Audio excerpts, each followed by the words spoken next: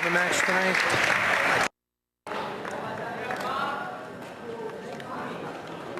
At 112 pounds. Canceled.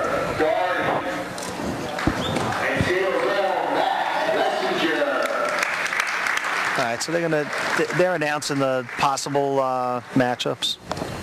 Is there a minimum weight? 275. 210.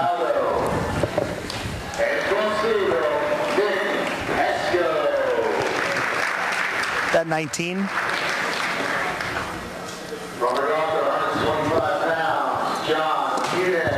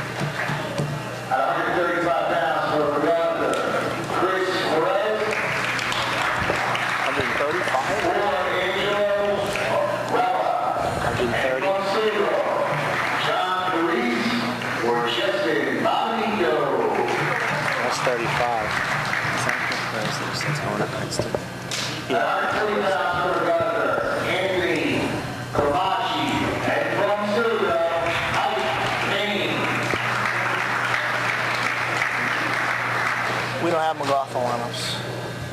Oh, no?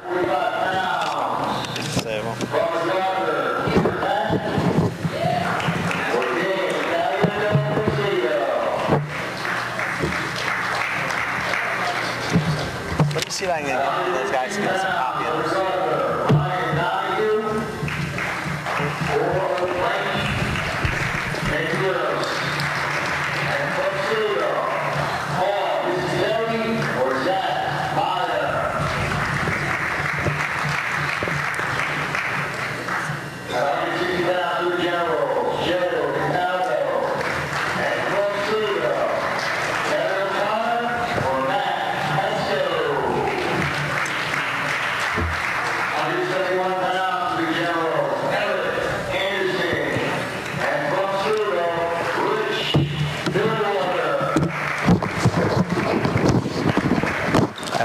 I got both possible sheets.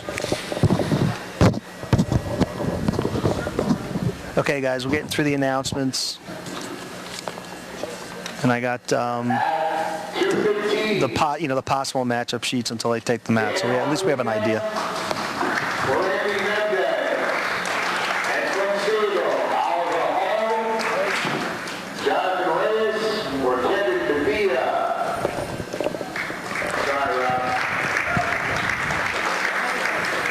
All right, Pete, we're having a lot more success this year with the video webcast quality and stuff. You know, it helps to have a stronger computer than I had in the past. Well, that's from all the additional revenue that Lighthouse Wrestling brought in. It all went out the door. But that's good. That's what the reason it was there for. Right. You know, was to improve the quality.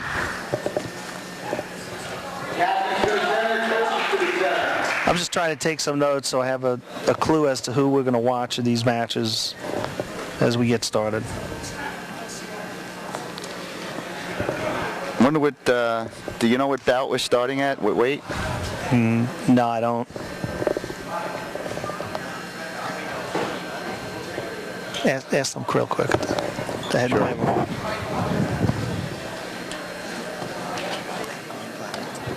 What? Yeah.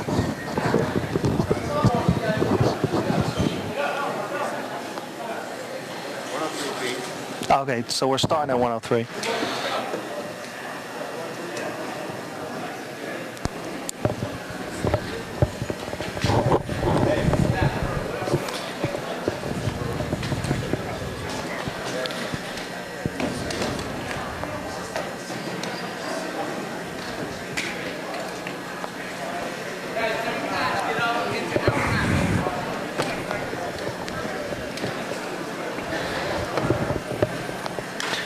So at 103, we have Justin Syracuse of Sayville, and we got to see who takes the mat for MacArthur, because we got Bocassini, Cox, and Perez. I believe Bocassini's, if they're listed the right way, I think he's been starting.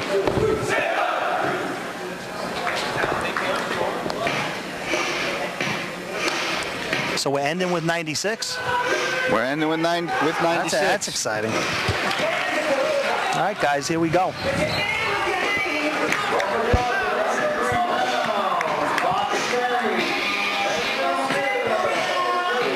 So it is Bocassini of MacArthur and Syracuse of Sayville 103 as we get ready to start this dual meet, guys.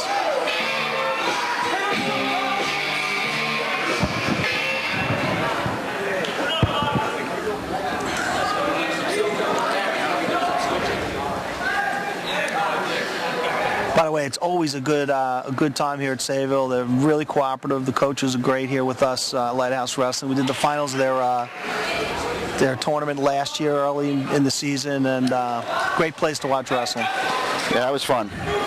Wanted to do it again this year, Pete, but unfortunately a friend of mine passed away and had to cancel those plans.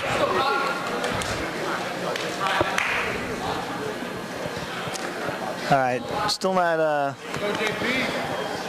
not started. Here we go.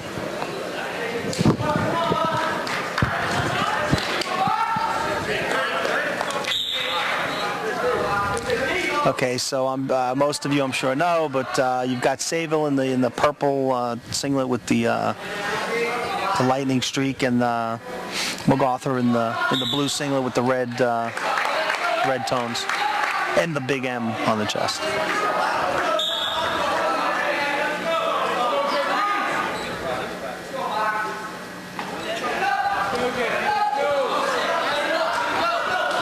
This guy's working the head. Bocassini's in on a double. At the edge of the mat, he gets a 2. Stays in bounds for 2. So he's up 2-0. Bocassini, MacArthur, 2-0. Bocassini was working the head and was able to set up that double.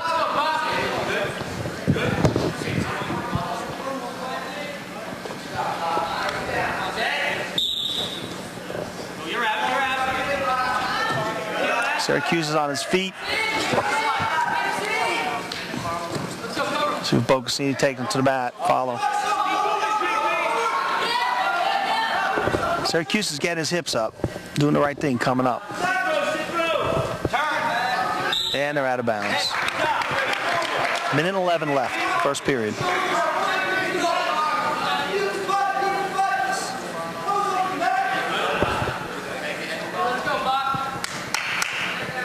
MacArthur's Bocassini on top with a 2-0 lead. Syracuse up again. He's got to work those hands, looking to get his hips free. Bocassini's doing a good job following and bringing him to the mat.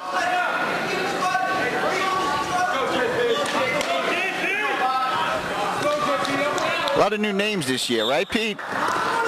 Well, MacArthur's changing over, so they've got a lot of new guys in the lineup. They still got some key returners, but I'm sure these are the guys who are going to get better as the year goes along also, Billy.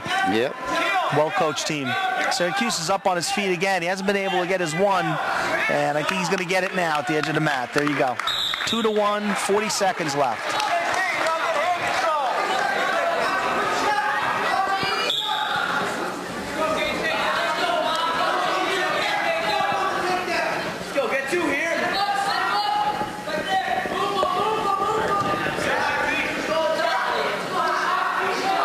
Edge of the mat. See if one of these guys tries to get that last takedown in the first period. Out of bounds. 19 seconds left. Bocassini and MacArthur is up 2-1.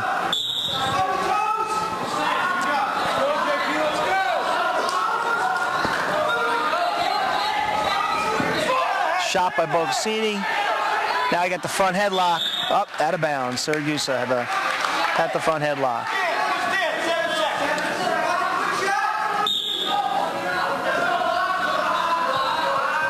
Closing out the first period. There you go. So it's 2-1. Favor of Bocassini.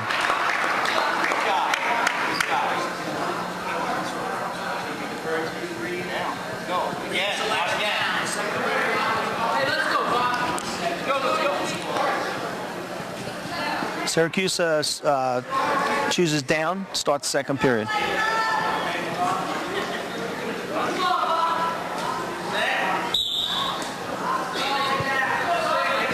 And it looks just like the first period. As he comes up, Bocassini follows, out of bounds, he clears his hips.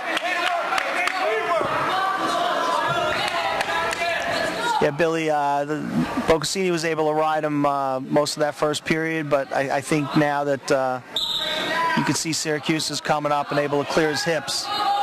Here he comes again. Yeah, he's working very strong on bottom right now.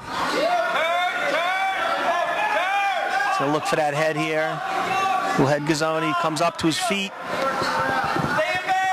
Bocassini's got that standing half and pulls him out of bounds. The way it looks now, the probability is you got Syracuse coming out before Bocassini does any damage on top. Sits.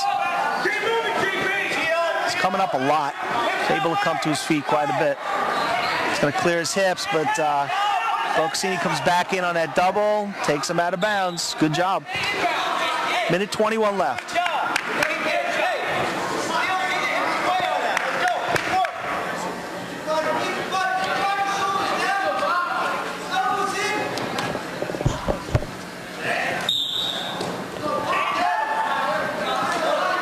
Syracuse is up to his feet again.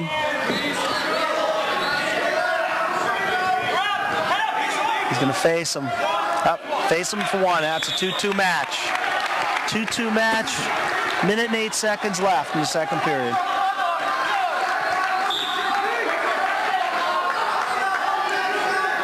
That was Bocassini who got that takedown early in the first period. Let's see if he goes on the offensive here. He's on the edge of the mat. Out of bounds. 54 seconds left.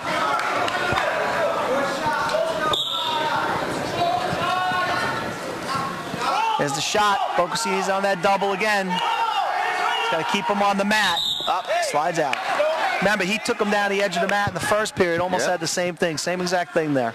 Goes straight in on that double. He's got his head in a good position. Bring him to the mat, but he was out of bounds. Bocassini does work the head pretty well on his feet. And Syracuse always working those underhooks. He's trying to keep him in bounds. He's got that underhook in the head. Little duck under attempt by Syracuse at the edge of the mat. 18 seconds left. It's still a 2-2 match. And there's a stalling on Bocassini from MacArthur, and he was playing the edge of the mat there quite a bit. So now you got the guy who scored first for the 2, has let up 2 escapes. Now he's got the stalling warning, and he shoots in on that double. No go. Now Syracuse has got that front headlock. He's going to work that out to the side. Nope, time runs out. 2-2 match. 2-2 match. I guess you're going to see Bocassini down.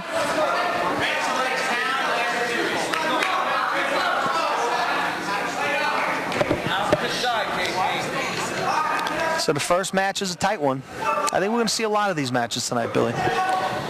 Tight, close matches you're expecting? I think so. Well, that always makes for a good dual meet, especially if you pretty much split the wins, you know? There's a caution on Bocassini from MacArthur on bottom.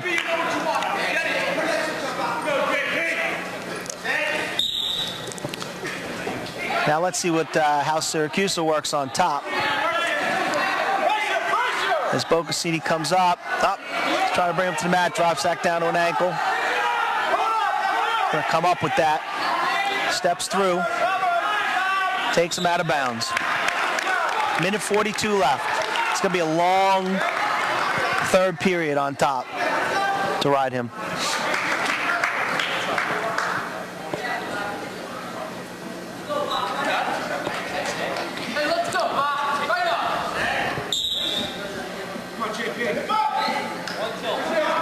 Yeah, it looks like Syracuse, he would like to set up that tilt. Get a quick 2 and be able to take control of this match. Bocassini on bottom, trying to work the hands, and he's going to come up. He's up on his feet. Syracuse stays in on that single, up on his feet. He's got to take him to the mat and runs him out of bounds.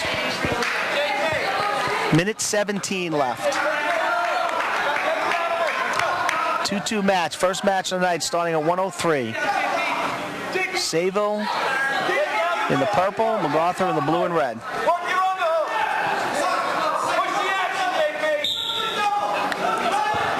Just let him up. He chose to start from neutral, so now you have Syracuse down 3-2. Got over a minute. He's got to work for the takedown now. He's got to take the offensive here. And you know Bocassini knows that, but remember, Bocassini has a scoring warning.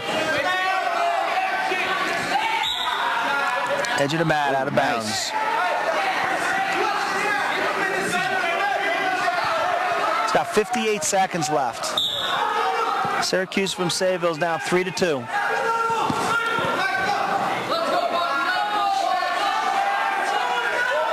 He's working those underhooks. Got to do something with them. If Bocassini keeps backing up, he can tie this match. Now he goes that front headlock again, but he's near the edge of the mat. He's going to bring him to the middle. Got 30 seconds They're out of left. bounds. 31 seconds.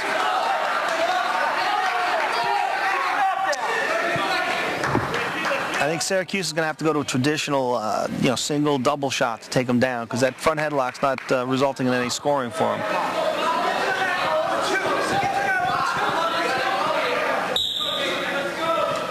Let's go. 20 seconds. Working at the edge of the mat. Out of bounds. 18 seconds left.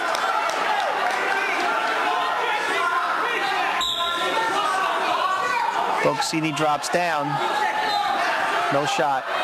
Syracuse is pushing.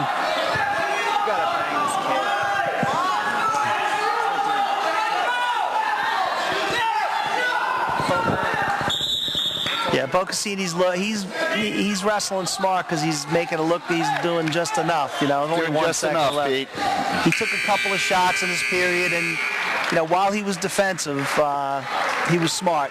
And that's the way the match ends. Bocassini and MacArthur 3-2 over Syracuse of Sayville. So after the 103-pound match, MacArthur takes a 3-0 lead.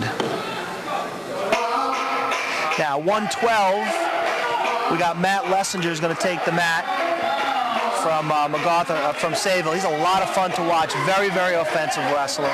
And let's see who's going to take. He took 4th at Suffolk in '96 last year. We'll see who's going to take the mat from MacArthur. So what do you think, Pete? Is he going to stay at 112, or are we seeing a 103-pounder here? I don't know. We're going to have to find that out. Well, the interesting thing is, Take that to go quick. behind for Lessinger. Well, one of the interesting things that changed with certifications, now they can get certified at the allowance. He's going right to a cradle. He's just... I think this is Doherty from MacArthur, 112. I think this is Doherty from This is MacArthur. gonna He's look got like the a cradle. pin He's up 2-0. He's got the cradle. Lessinger went right out after him. Yeah, He knows his team has to get 6 here in his match. And he goes out of bounds with a 5-0 lead. No, 103 they're starting. Yeah, remember, they started at 103, so this is 112.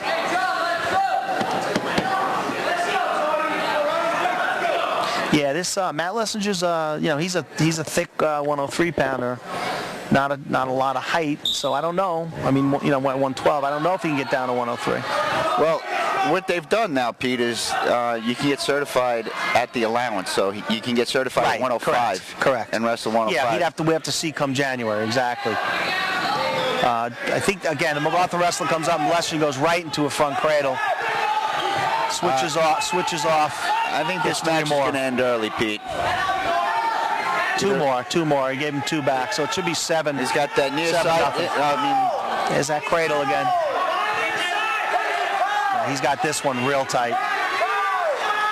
Got to take his time. Up, comes out of it. Should be even 2 again or 3.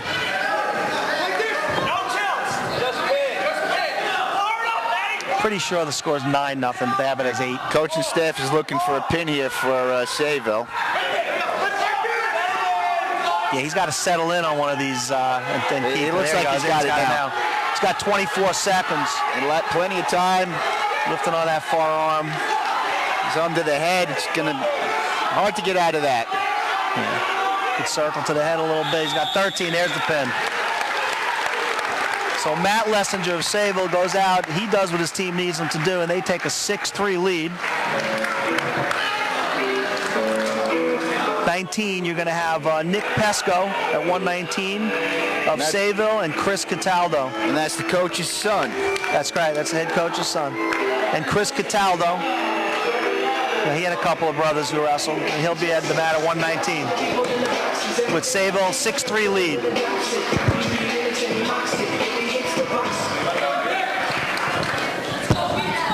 I think they stopped announcing. It didn't go past the first match. So we'll just keep figuring out who's out there. So you got Pesco from Sayville in the purple, Cataldo from MacArthur in the blue and red.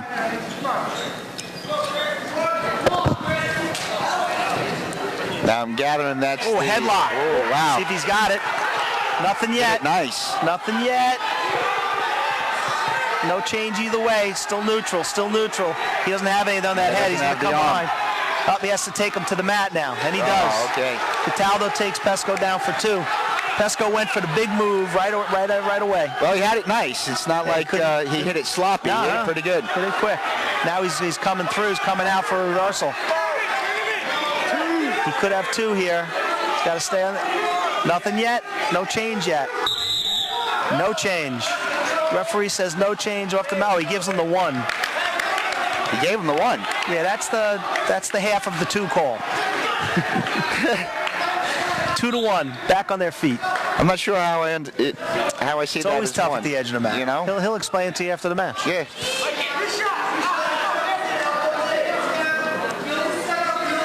All right, both on their feet. Cataldo with a 2-1 lead. We're coming up to a minute left in the first period. There's been a lot of wrestling already in this match. This could be a good one.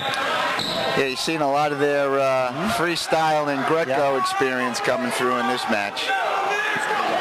These guys go all summer long doing the Greco and the freestyle. Spring and summer. Let's see if we see any conventional shots. Single, double. Well, we saw that in the first 2 bouts. No, I mean in this match. That was the first shot. He was up on his head. 35 seconds. First period. Nice little throw by. Looks for that single, and he's got it. Nice. To his back. To his back. To his back with the single. Nice. See, he sat right through to that. And he's got 20 seconds left there. Nicely done. Talbot fights real tough and out of bounds, but he's got 2 Fought off his back and well. 3. So it should be 6-2 in favor of Pesco of Sayville. Pesco looks like he's got he's got some nice scoring moves there. He took him down right to his back. He's a goer. You know, he's not waiting around for anything. He's going after his opponent. Okay, we got blood time, I believe. Looks that way. Yep. Oh, actually, it's a bloody lip, not the nose. So.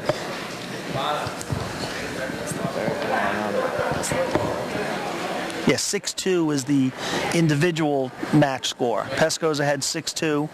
In the dual meet score, Sayville has a 6-3 lead, based on the pin by Matt Lessinger at 112. At 103, you had Boccassini of MacArthur decisioning Syracuse of Sayville. At 112, Lessinger gets the pin over, I believe, Doherty. They didn't announce it, but it looks like he's the starter. And now we have Nick Pesco right now on an injury timeout with a bloody lip. He's got the 6-2 lead over Cataldo of MacArthur. That's Chris Cataldo.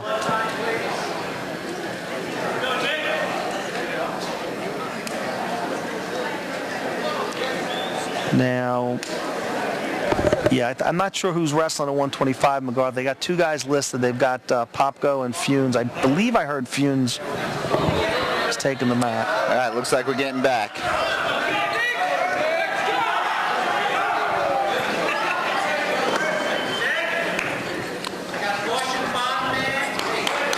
Okay, so we got a caution on Cataldo. We have, believe it or not, it's the first period. We got 14 seconds left. 6-2, very exciting match. So Pesco's job is to ride him here for these last 10 seconds, not give up that cheap point. And conversely, you've got Cataldo who wants to grab that cheap point on bottom. Rides him out. So we end the first period with a 6-2 lead. Pesco of Sayville over Cataldo of MacArthur. Cataldo has choice. Chooses down.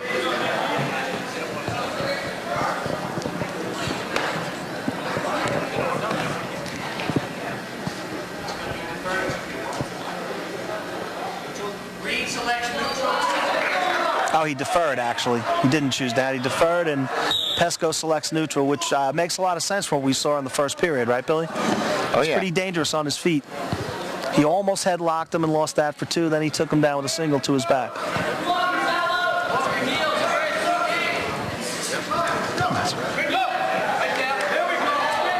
Looking at front headlock, which we've seen from Sable in this match Right before. to the cradle, near side. Out of bounds. You know what I like here, Pete? They're not just going for 2. He's going just for points. Yeah, Absolutely. He's finishing it through, looking to see if he can turn them in one motion here. It's nice. Well, when you're a goer and you're constantly attacking, a lot of times the guy has to give up the 2 not to go to his back. And Pesco's definitely an attacker in this match, as he shoots another single and he's out of bounds. Minute 19 seconds left. Again, Pesco with the 6-2 lead.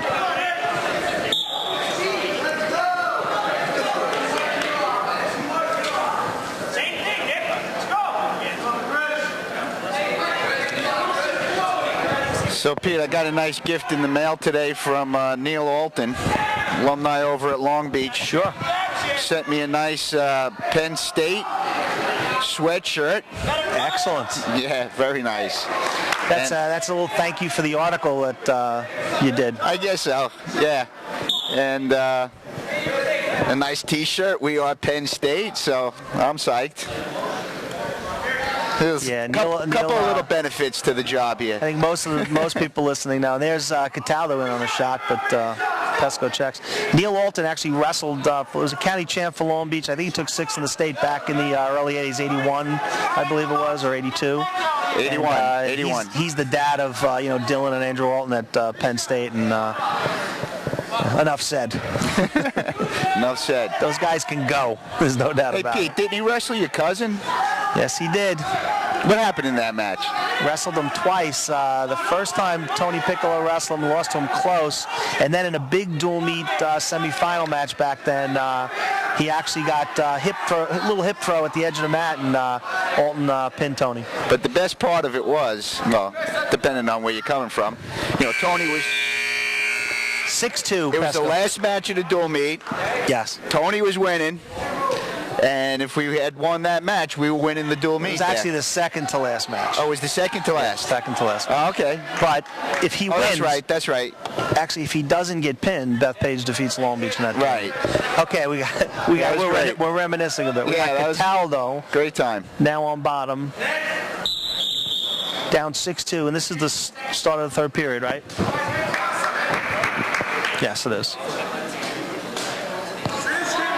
So Pesco chose his feet, but was not able to capitalize on that and score. So you got to wonder if maybe he should have chose bottom, could have gotten his 1 at least, because he did get out earlier in the match. Now he starts on top, and he's looking for that roll through tilt. Third period, minute 51 left. Pesco on top, leading the match 6-2 in the top position.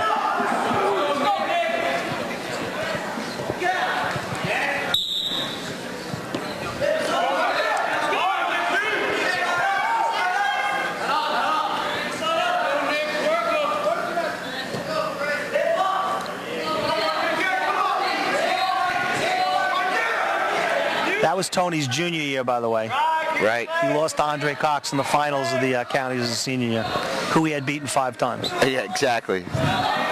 Goes to the Gianni rule, which says, if you wrestle a guy enough times, eventually you're going to lose one of them.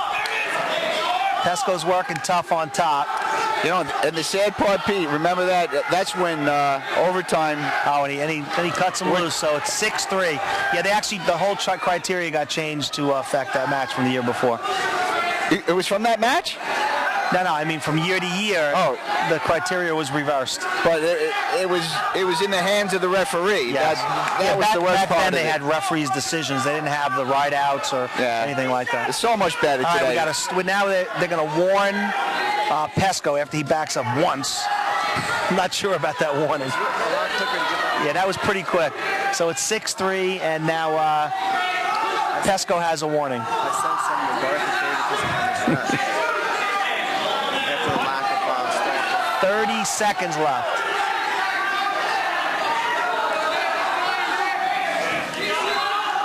I think it's Cataldo who needs to take the shots here. He's down 6-3.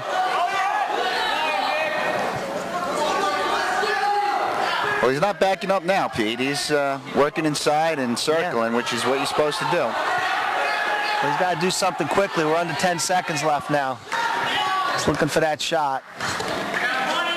And now that's going to be a point for backing up, and the score's going to end 6-4 in favor of Nick Pesco. I'm not sure I'm agreeing with that. I don't know. Maybe I'm not a ref, of course, but I mean they're wrestling in the circle, the center of the mat. Yeah, I didn't think. I don't see you stalling when you're in the center of the mat. At least from a backup point of view. I didn't see any drastic stalling there either, honestly. I just think, the match got tougher and tougher as they went along. You got to remember that match ended 6-4. It was 6-2 at the end of the first period. Right. All right, let's see. So it's 9-3, the dual meet score now in favor of Sayville. And let's see who takes the mat at 125, because we had a couple of choices for each team.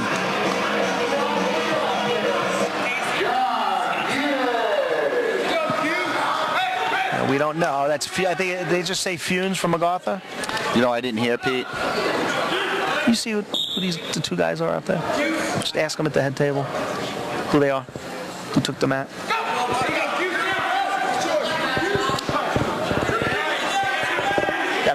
Looking for a takedown at the edge of the mat. Sayville's got it. I don't see who that is.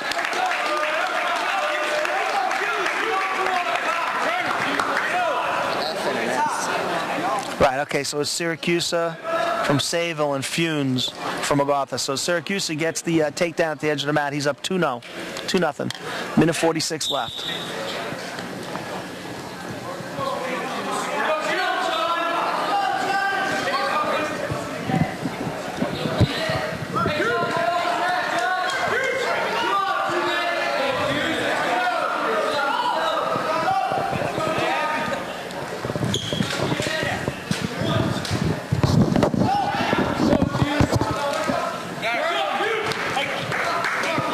Riding tough on top. Now he's got a bar. So cross that over. He's getting back points. Looking to sit through. Pretty nice.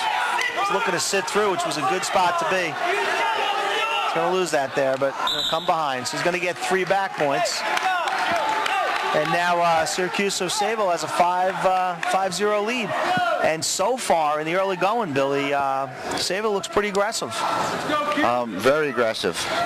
You know what I like in this match here that I'm seeing is that both teams are coming out and they're wrestling tough, aggressive, and all good technique. Yeah, I think Sayville's been a little bit more offensive on their feet. And I think that's why they're winning this match. I mean, obviously the pin at 12 was a big deal. So 5-0 in favor of Syracuse. This is Chris Syracuse. I don't know if that was his younger brother or little brother at 103. That was Justin. Coming up on 25 seconds left. The first period. 5-0 lead for the Sayville wrestler. He's working real tough on top. He's in the crotch. He's under those arms. He's controlling the action on top, and now he's going to get that tilt. And he's going to get the count.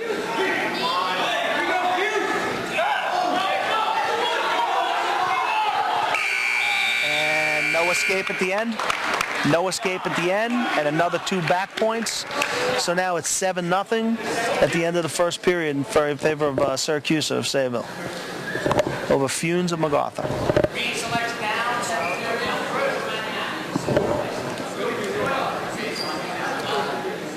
Syracuse from Sayville selects down, starts second period.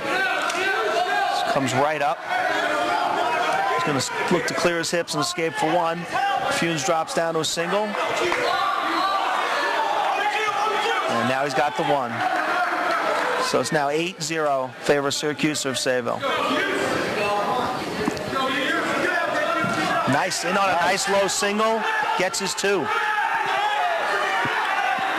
He is not sitting back on his lead. He shot a nice low single, got his 2 for a 10-0 lead. Minute and 25 left in the second period. You know, whether Sayville wins or loses here tonight, Pete, you got to say one thing. The work that they do in the freestyle and the Greco is showing very strongly on their feet tonight. Yeah, Sayville's a team that does a lot of off-season wrestling. You know, we've been down in their room. They have a pretty cool chart in their room showing all the. It's a chart of how many matches these guys wrestle in the off-season. You see numbers like 60 and 48 and 52 matches on the off-season. I think there was something like 70-something this year for one. That makes a big difference. So yeah, these guys work hard all year round. And they're looking good here tonight. In the early going, you know, we have to see how things shape up as we get into the middle and upper weights. But right now, Sayville's looking real tough. And Syracuse is working those arms on top. I thought we'd be looking at more tilts here. Now that he's got them broken down, he might. He's reinforcing a half, see if he comes out to the side with that.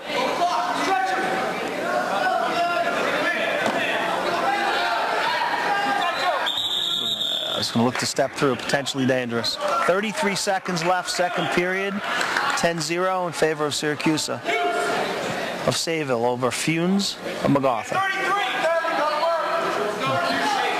Syracuse chooses to start a neutral, so he gives the point.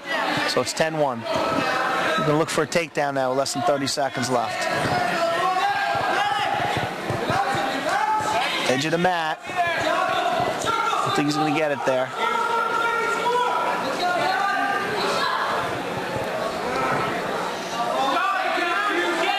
Just get out, guys. Get a new start. There you go. 10 seconds left.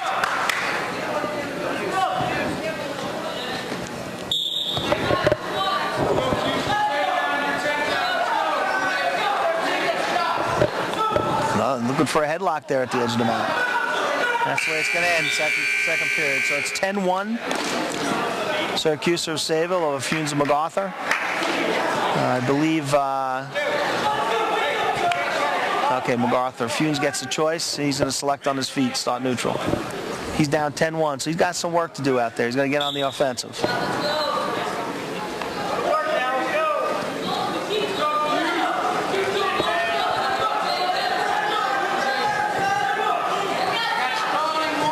Stalling warning on red. He backed right up to the edge and he got the stalling warning.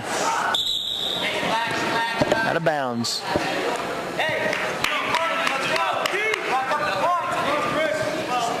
Now that was a by-the-book stalling call. He took 4 or 5 steps straight back to the line. That's supposed to be a stall. Hit him right away. Syracuse in on that double. See if he can clear his hips and sit through because Funes has his ankle.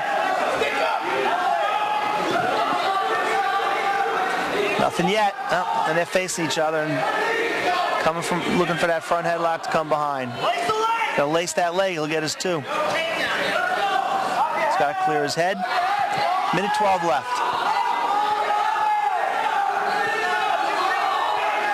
Still in on that single. Hasn't finished yet. Syracuse from Sayville looking to finish. Funes is defending, and there's the 2. So now you got a 12-1 match.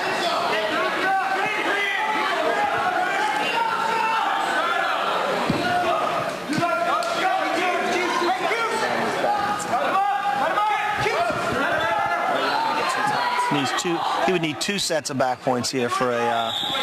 'Cause he's only up 11.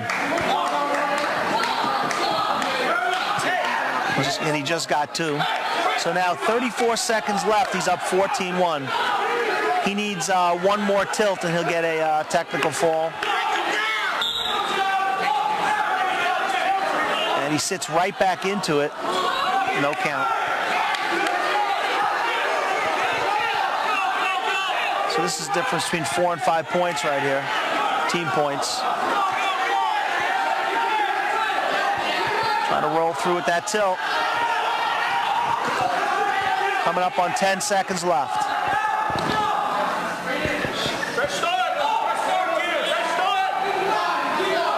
And out of bounds, 3 seconds.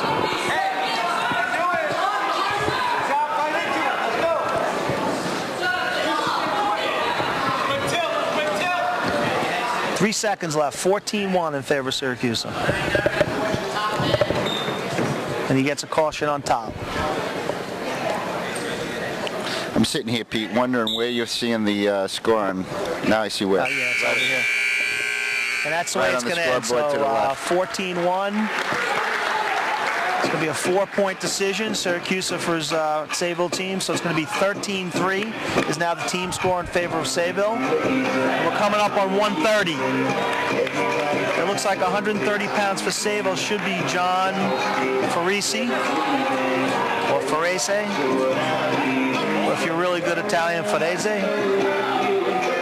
And at 130 for MacArthur, we're looking at either Locke or Bennett, see if they give that to us. And it's Locke. So Farese, Sayville, and Locke for MacArthur. 130 pounds. Sayville has a 13-3 dual meet lead. I'll tell you one thing about 96 and 285 being mandatory, Billy, is it made these matches longer. Yeah, that's for sure. Well, maybe not at 285, though. A lot of times those matches end in pins. They also end 2-1 in very dramatic fashion. Yeah. They do also end in 2-1. But I think if you were to tally it up, I think you see more pins at that weight class than any other weight. When the really good guys face each other, it's 2-1. Yeah, that's true. So on a single. Farase's in on a single. He's got that leg up. So I understand Eng is going to 285 this year. I wasn't really expecting that. Is that confirmed? Well, he's a big boy. Yeah, well, that's the talk. I don't know how confirmed it is. You know, I'm just going by forum talk. Okay. But no takedown yet. He locks up that cradle. He's got to come behind. No takedown yet. He's got the cradle locked up. He's still out front, though. It's a good call. Farese of Sayville trying to score. No, this is right here, Locke. Got Locke from MacArthur and Farese. When we get to 35, okay, that's going to be a stalemate. When we get to 135, we're going to see if it's Perez or Rella who takes the mat. And then whoever doesn't, I assume, will go up to 140. I think it's going to be Perez at 135 and Rella at 140, based on the weights they go.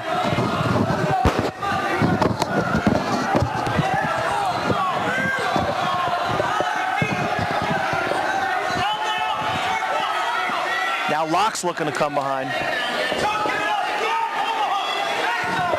24 seconds left. Pops his head for 2. So Locke, 2-0 lead over Farese of, or let's call it Faris of Sayville.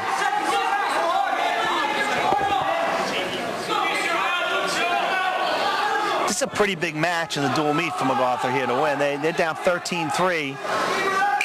They don't want to give up another decision. Okay, end of the first period. Well, straight to that takedown. Locke from MacArthur has a 2-0 lead over Farisi of Sayville. Pete, besides making the dual meets longer, what's your thoughts? Do you like the idea of 285 and 96 wrestling, or indifferent? No, I like it. I mean, 285 Yeah, me too. definitely, and I think the idea is if the rest of the country does it, we should conform. You know, when we go out of state, we got to put a 96 and 285 pounder on the mat every dual meet we wrestle. So I think we should be doing what everybody else does. So I also think it gives a lot of guys more matches that count. Yes. And that's what wrestling's all about. Get the guys to wrestle more matches, you know? Yeah, I think it's good. I like the idea of it myself. Parisi's out for one. So it's 2-1 in favor of Locke of MacArthur. Minute 30 left in the second period. Those 96 pounders should wrestle for real, because you know what? If you're going to bring them up at a young age, let them wrestle. The more matches that mean something, the better. Well, I think they would argue, Pete, that they did let them wrestle. They just didn't count the score. Right, but I mean let it count. Yeah. You know, let it count in a dual meet. Make it mean something. I'm all for it. This is exactly how Locke scored his first takedown. Parisi's got to face him, otherwise he's going to spin behind, and he does. So it's 4-1 in favor of Locke of MacArthur.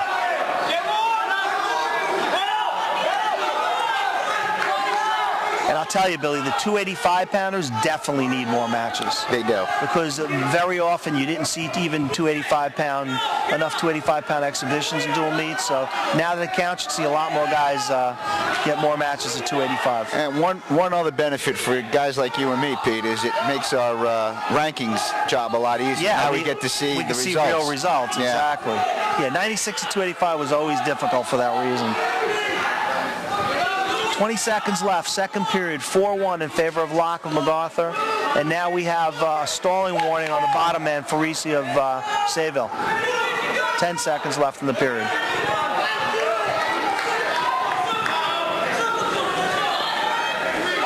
The other aspect I like about it too, at least for the 96 pounders, Pete, is that it forces them to make 96 all year long. And in many instances, when they weren't doing that, they didn't wrestle like they were capable of, Right. you know, come the end of these season tournaments. And Well, they'd wrestle at 103 Right. for the dual meet because to get the points, but then they'd have to drop down to 96, which at that weight, you know, like you said, I think it's better to to hold the weight and be naturally it's healthier that way. I think so. All right, so Locke starts on bottom with a 4-1 lead. He's up into a high sit right now. Looks like he might get two here, and he does. So now it's 6-1 in favor of Locke of MacArthur.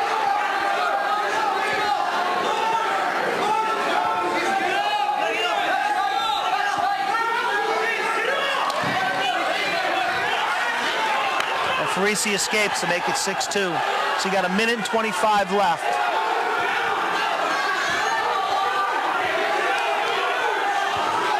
Got a lot of urging going on both sidelines here.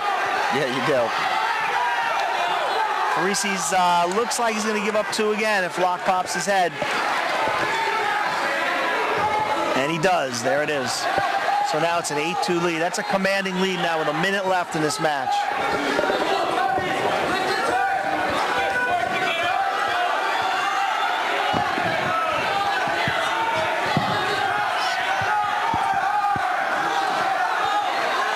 Locke's on top.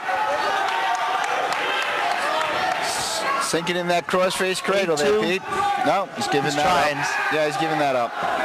I think what he's doing is he's riding him pretty tough. He's got that cross wrist. Oh, watch the chicken wing there. He doesn't have that right. That's that chicken wing. Now he's got the bar locked up. And he's dropping down below the elbow again. 20 seconds, coming up on 20 seconds left.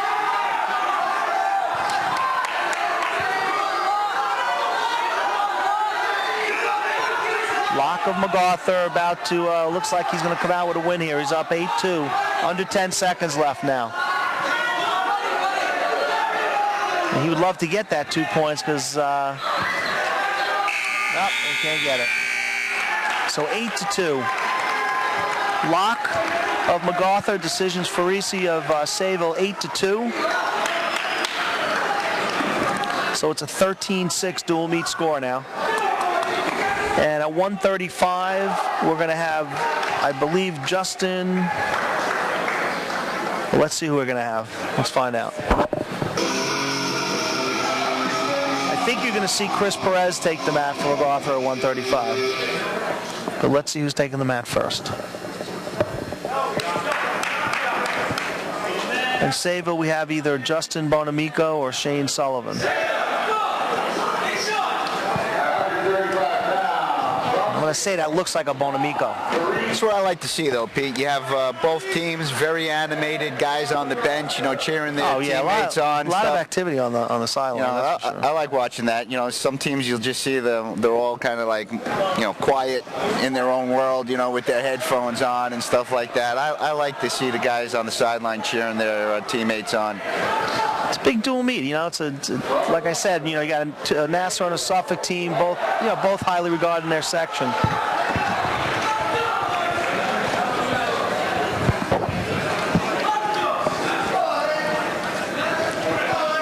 Is this, find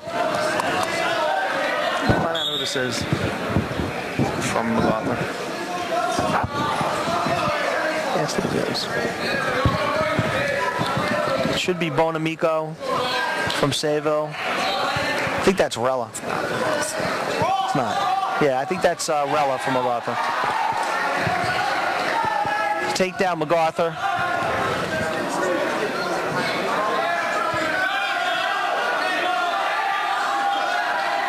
Going right for back points.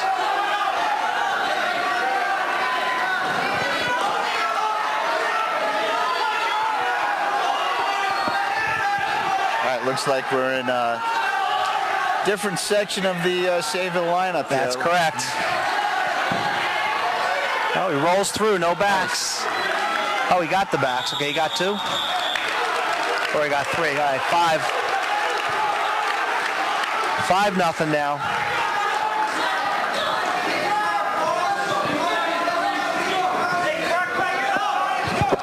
Minute 8 left in the first period.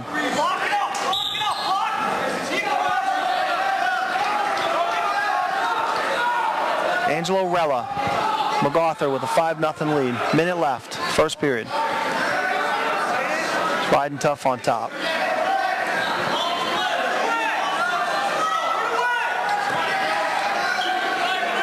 He's got him on his back again.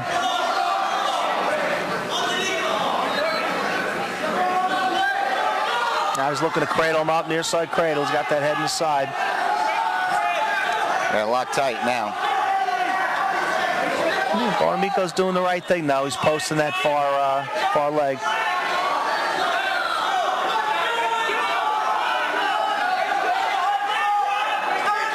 He's defending. Right, he's got the other back points. Definitely doing a good job from the move prior to the cradle. So it's 7-0 now. 10 seconds left.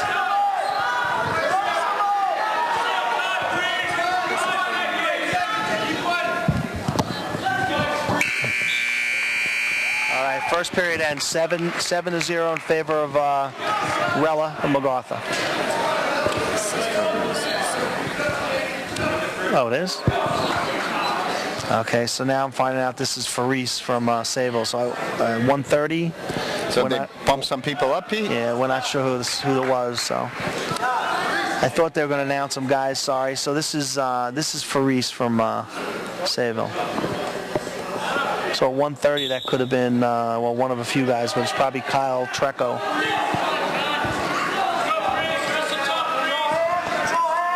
Escape for Rella, so it's 8-0 now, starting the second period, and he takes him down. Why can't this be like football where they wear their last name on the back of their singlets,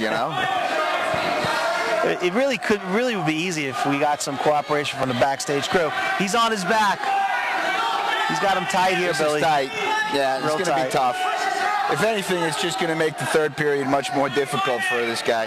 Nah, I don't think he's going to last this period. Although I got to give him credit because he's been fighting off his back this whole match, really. Lots of credit. He's not packing it in, that's for sure. Oh, and he's got it. So it's now 13-12.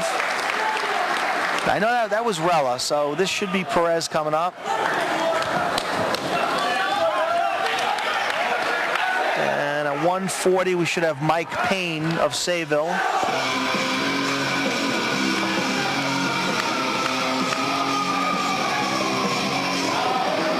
Perez. Can you confirm it's Perez for me, please, Billy? It's Perez.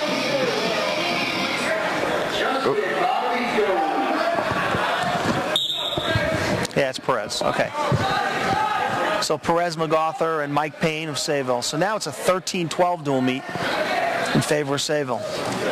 It was 13-3 and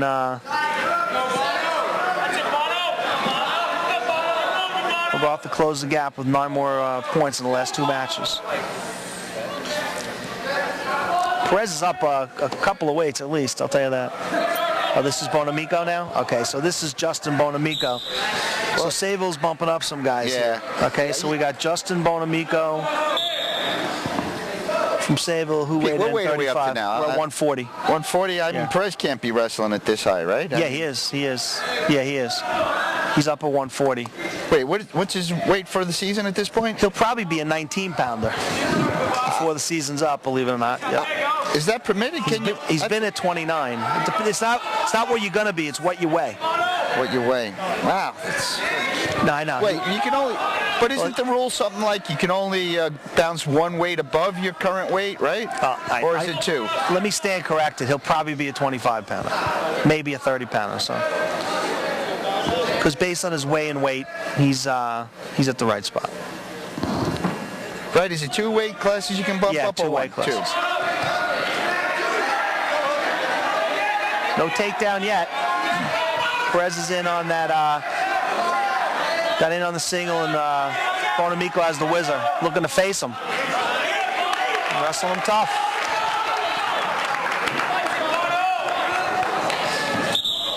This guy's actually weighed in at the same weight, weighed in at 135, and they're both bumped up to 140.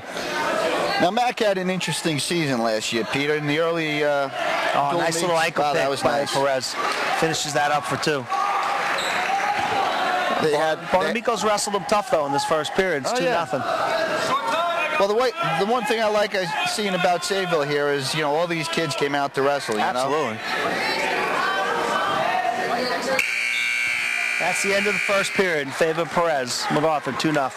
Like I was saying, though, last year, Pete, I mean, Mac had an interesting season. I mean, they came out and beat Wantor early in the season, and then they just never fulfilled their potential. They had a couple of guys missing from the lineup, and didn't end up being as good as it looked like it was going to be for them last year. I guess you can't win the county tournament every year, right? I mean, the year before, Long Beach won last year, and the year before, Wantor won, right? So It's been a few years. Yeah, it's been a few. All right, Perez on the, I actually wasn't watching, but it was a takedown mark. Another takedown, so it's 4-0 in favor of Perez over Bonamico of Sayville.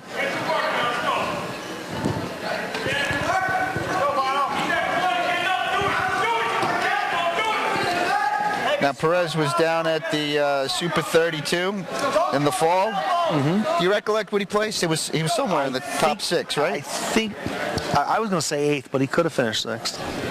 I know he was All-American, or whatever you call that these days. Top 8.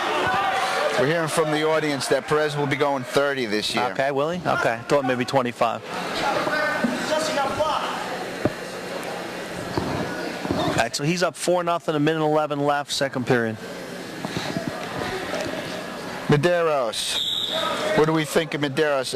Wasn't Medeiros in the lineup earlier last year and then dropped out of the lineup, and now he's back again, right? Or he didn't even come out for the team last year? I forget what happened with him. Is it the same one or a brother? I think this is the same. Was it Frankie Medeiros? Frank Medeiros. Yeah, it was Frank Medeiros. Is that who's in the lineup now? I don't know. I don't have first names. Oh, okay. I have some first names, but I don't know all the guys. I think it's him because he's a 152-pounder. I think he did, right? He came back. I remember from 2 years ago.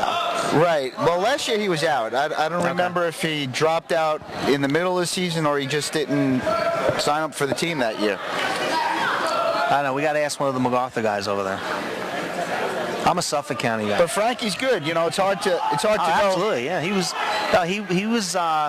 was real tough. He had if I remember correctly, he had a really good match in that Wantor dual meet. Perez is going to put Bonamico on his back here. He's working. Now, let me tell you, Bonamico is wrestling him real tough. And now he's on his back. We got 7 seconds left.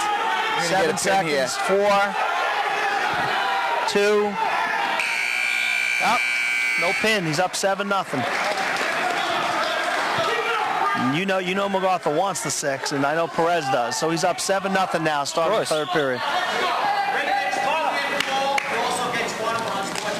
Oh, he gets one additional one for unsportsmanlike. I didn't see what happened there at the end, Billy. Did you? Yeah, there was a little bit of pushing and shoving. Okay. Yeah. So it's 8-0.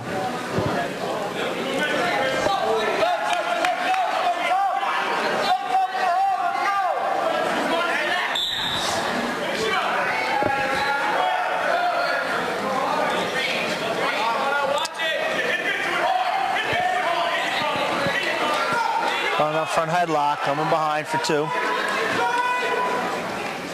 Now, one thing, looking ahead, I guess Steve Lessinger's not. I'm not seeing him on the roster, so I don't think he's in the lineup. That's going to hurt Sayville a lot. Yeah, he hasn't wrestled yet, I don't think. I know he wasn't in the Sayville tournament. Is he injured? Yeah, I believe he is. Yeah, I don't see him weighed in, so we're not going to see. We're not going to see him. Actually, I see him. He's not weighed in. He's like jeans on the sideline. So 10-0 Perez. Minute 18. He's got a bar locked up, and he's going to look for something big here now. He's got him on his back.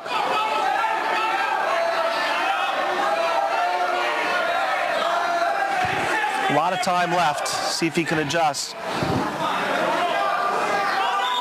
Up. Action stop.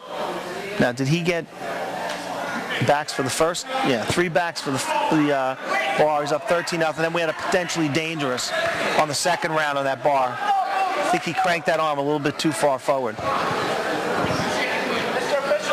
Yeah, he's...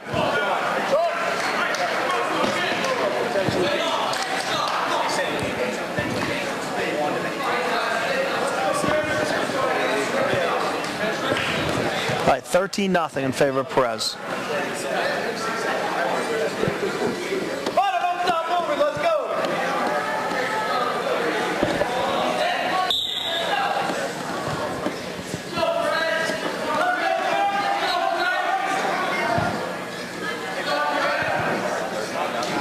Got 45 seconds left in this match. Perez working real tough on top. Early on, Bonamico was game. He stayed in this match for quite a while, but it was 4-0 at one point, and since then, Perez has been able to score back points and a couple of takedowns, and now it's 20 seconds left, and you got a stalling warning on Bonamico on bottom.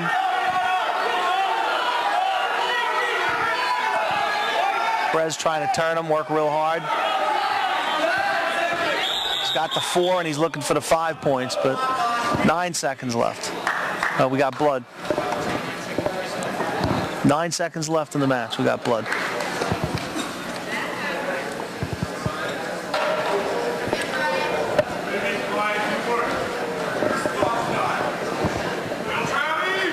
So we got a 13-12 dual meet score with Perez about to wrap one up here. He's either going to get 4 or 5 points. Most likely 4. So MacArthur's going to take the dual meet lead. And then we're going to look ahead to 145. And you got one guy weighed in from MacArthur, Mack, although their 140-pounder didn't take the mat yet, who weighed in. And then for Sayville, you could have Mike Payne, who weighed in at 140, bumping up, unless they keep Jerry Zacher, who weighed in at 45, and put him on the mat. We'll have to see.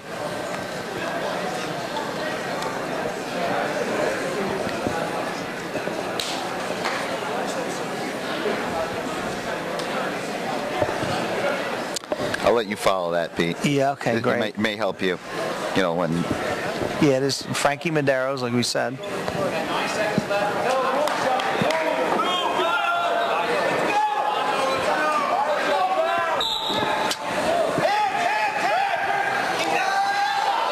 Whoa. Oh, wow. He's just going to give up the 1. Actually, the 2. Is that 1 and 2? So 13-3 is the way it ends. I mean, what you had there is Perez looking to force the additional back points, and he put himself in harm's way. So 13-3 is the way that ends. Perez got a lot beefier, you know? Yeah, he did. He did. He got real thick. Got thick. Got to do that when you look in wrestle in college. So now it's 16-13, and we're going to have to try and figure out who's on the mat. For these two guys. Yeah, I know. Like I said, I know we were looking forward to seeing Steve Lessinger, but I don't see him weighed in, so we're not going to see him. In fact, he's on the sideline in jeans. So, all right, we're at 145 now. Dual meet as MacArthur has a 16-13 dual meet lead. We'll see who this is from Sayville.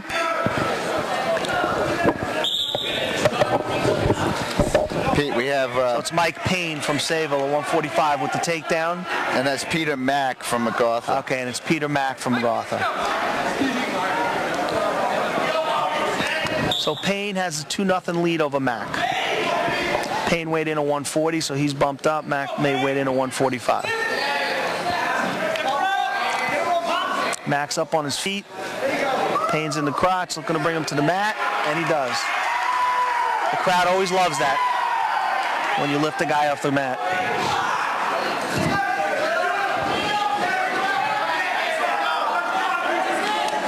Payne's looking to sink that bar.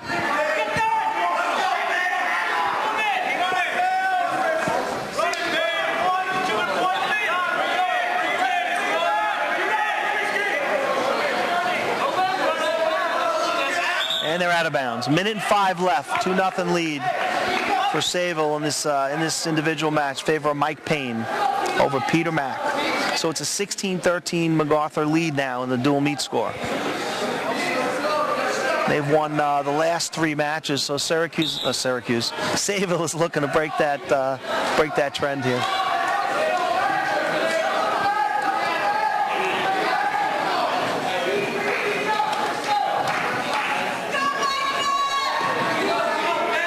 Payne's controlling on top.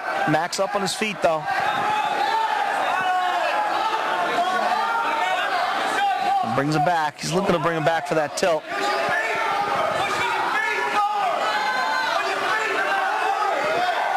Coming up on 30 seconds left. Could have a reversal here. Could have a reversal. And we do. 2-2. And Mack cuts him loose, so it's a 3-2 lead now in favor of Mike Payne.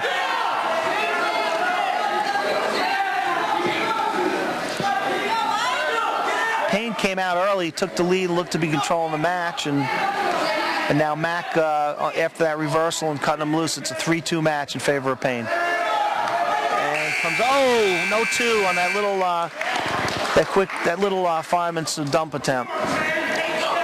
Not enough time in that time ran out. 3-2 in favor of Payne. Starting the second period.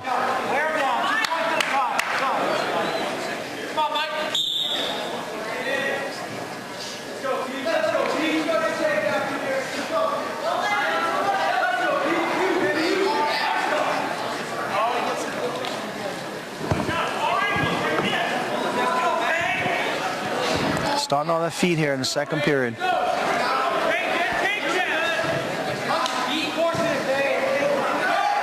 Headlock, whoa. And there it is, to his back.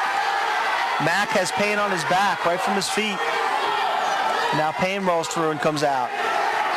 So that's 2 and 2. 6-3 lead in favor of Mack of MacArthur. And this match turned. Early on, it looked like Payne was going to control this match, and this match has turned. Mack now has the lead, 6-3. That's what it looked like to me, Pete. Let's see, plenty of time. Oh yeah, 1:20 left in the second period. Let's see if Payne comes up from bottom here. And he's out. A little head grabbing to an escape, so it's 6-4.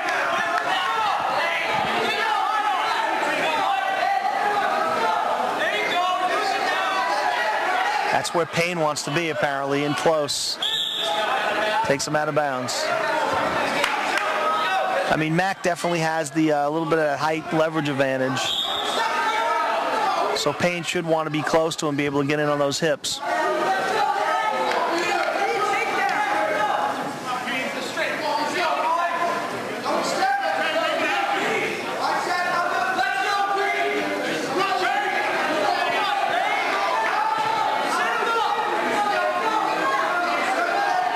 Still both on their feet, 6-4 in favor of Mack. Coming up 30 seconds left in the period. Up, got blood time, Sayville.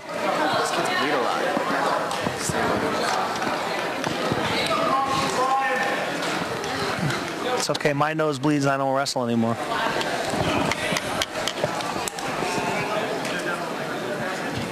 What does that mean?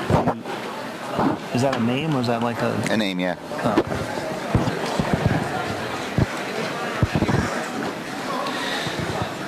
Yeah, I'm reading some of the comments coming in. Unfortunately it's not going to happen. Steve Lessinger's he's not in this dual meet. He didn't weigh in. I know he wasn't in the Sayville tournament either, so he might have an early season injury that's keeping him out. Obviously he does, but he didn't weigh in, so we're not going to see the Lessinger match up with anybody from MacArthur. Looking ahead, it depends on where guys wrestle. It looks like Sayville's going to continue to bump guys up because they've got Zacher at 45 weighed in who didn't take the mat. So he might take the mat at 152 against Medeiros. Okay, 20 seconds left in the second period. 6-4 in favor of Mack of MacArthur.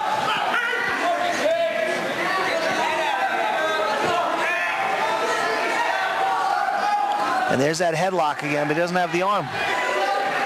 And he's going to get taken down for 2. Mack gets the 2. Payne comes up, runs him out of bounds. So that's a big takedown with about, 6-7 seconds left in the period. Yeah, so it's 8-4. He went for that headlock, which he didn't have to go for. He really didn't throw his body into it, He kind of just threw it with his arm. He really didn't have the arm ever. Yeah. So now he's down 8-4 going into the third period.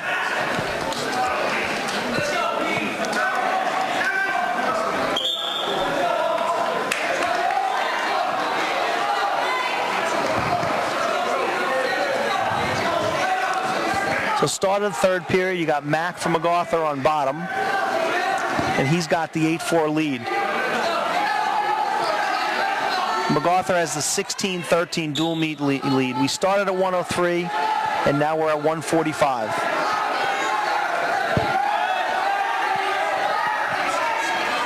Mack's up on his feet. And Payne takes him back to the mat. Now Payne's looking to bar him up.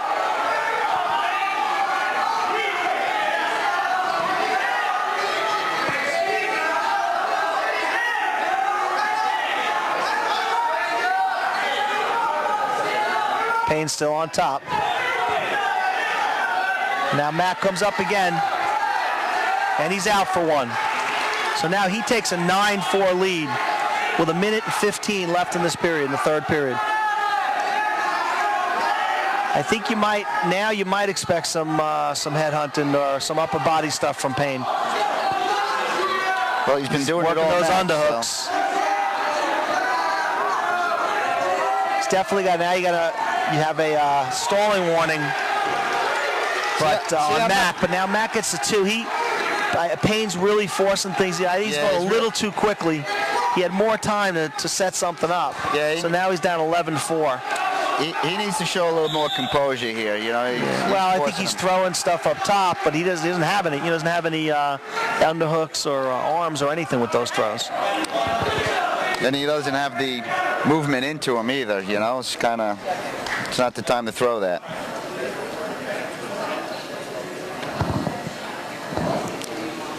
So we have another break. Is it another blood time? Is it MacArthur this time? Yeah, it looks like it. So 11-4. 41 seconds left in the third period. Got Mack with the lead over Payne from Sayville. And it's looking like MacArthur's going to take a 19-13 dual meet lead.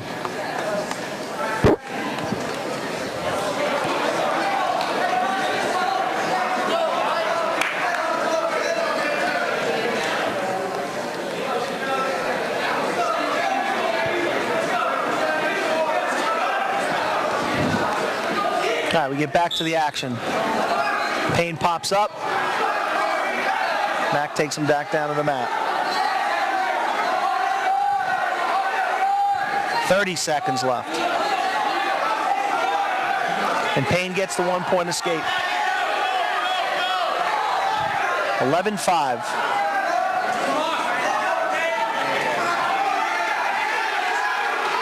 Again, Mack gets a takedown on a miscue on his feet from Payne, but there's an escape. 13-6.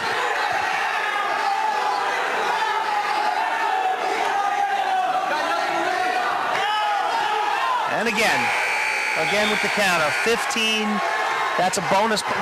Is that a bonus point? 8 points? Yes. 9 points. So that's a bonus point. That's so that a major decision. That last takedown got him that bonus point. 20 got that takedown with about a second or two left on the clock. I think Mack must have scored 4 or 5 takedowns on counters to Payne's upper body stuff there. So we move to 152. Now MacArthur has a 20-13 dual meet lead.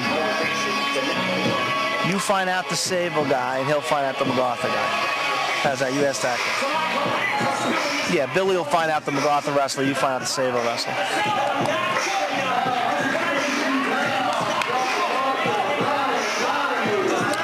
It's probably Zach or bumping up. I can't hear. We have Ryan Donahue up for MacArthur here, Pete. Donahue for MacArthur, and who do we got for Sayville more? Meyer? Piscatelli. Oh, I'm sorry. Paul Piscatelli. Paul Piscatelli, Sayville, Ryan Donahue of MacArthur. It's 52 now. What weight are we at now, Pete? 152 pounds.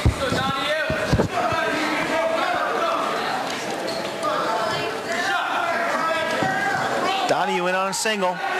Trying to switch off and looking for the... Piscatelli's out in front. No score. Minute 33 left.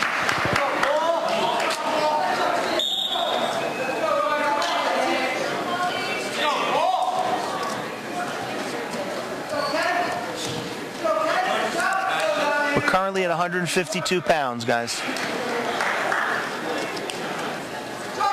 Nice low single. So he's on a low single. Donahue on a low single gets the 2. Donahue of MacArthur takes an early 2-0 lead over Piscatelli, coming up on minute and 8 seconds left, first period.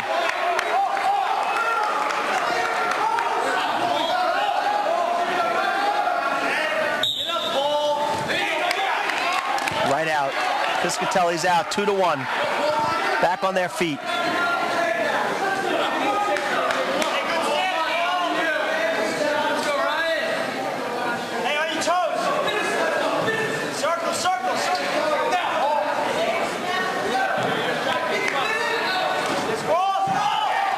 Donahue's in on that single again, and he's got it for 2, finishing that single. 4-1.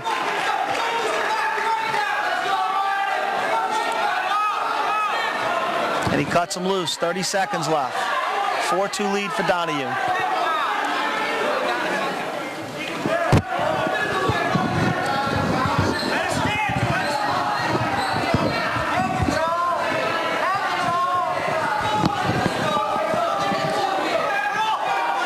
Again on that little ankle single, straight forward for 2.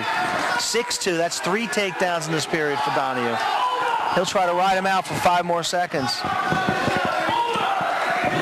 And he does. 6-2 lead on the power of 3 takedowns. 3 low ankle single takedowns.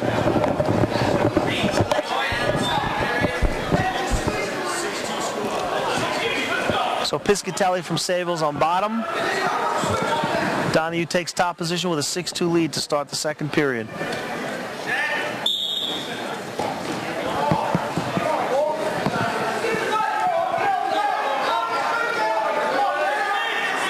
Donahue looking to work a half. He's at the edge of the mat, and they're out of bounds.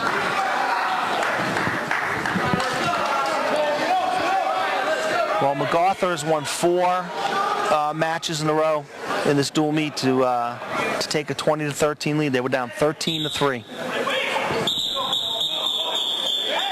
Up. Little extracurricular activity. That's 1 point, Sayville.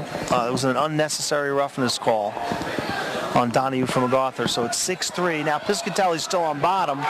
So he comes out. or was it on Sayville? Oh, yeah, okay. MacArthur was penalized a point. So now Piscatelli's still on bottom. He comes out 6-4, and he's one move away from tying the match.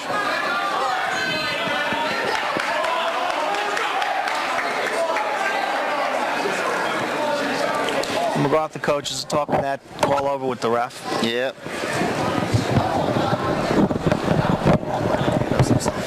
Very well. It's Coach Paletta over there from MacArthur.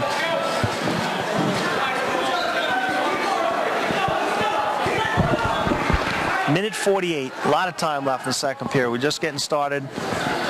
Now it's a 6-3 match. In favor of Donahue over Piscatelli of Sayville. Piscatelli sits, Donahue follows, goes to the half. We saw that before. Cradles him up, but out of bounds. Minute 39 left.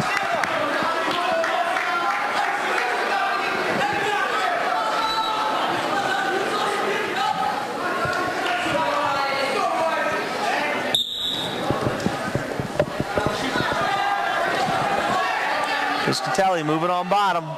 Looking for that sit. Oh, out of bounds. Out of bounds. He hit a hard sit. It was about to reverse Donahue. Minute 31 left. A couple of 8-9 second spurts out of bounds.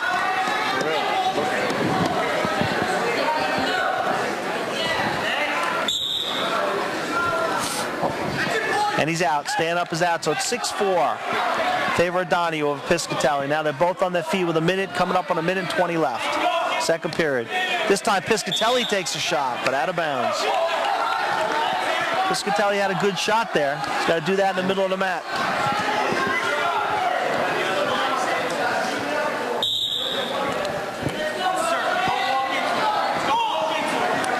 Shot by Donahue. Piscatelli sprawls away. Donahue's in on those legs again. Donahue hits that, goes real low. Yeah, lowers his level, goes straight ahead at right below the knee, down to the ankle. Nice little shot he's got there. That's tough to defend. Now Piscatelli's, he's got that one tied, and now he's coming out. He's got that front headlock. Coming behind for two. Now we got a 6-6 tie. This is a big match in this dual meet because Sayville's lost 4 in a row. They need to get some momentum back. Absolutely. So Piscatelli came down from 6-2, has tied the match 6-6. We got 40 seconds left in the second period.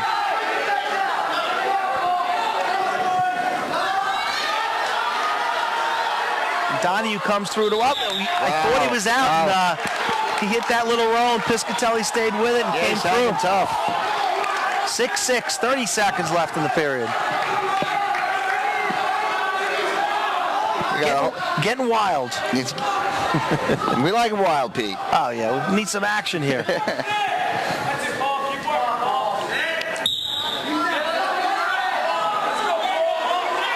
Not a whole lot of first movement on the whistle there from Donahue there. Piscatelli's riding on top. And Donahue's pretty flat on the mat right now. 18 seconds left. He's reaching back for that head.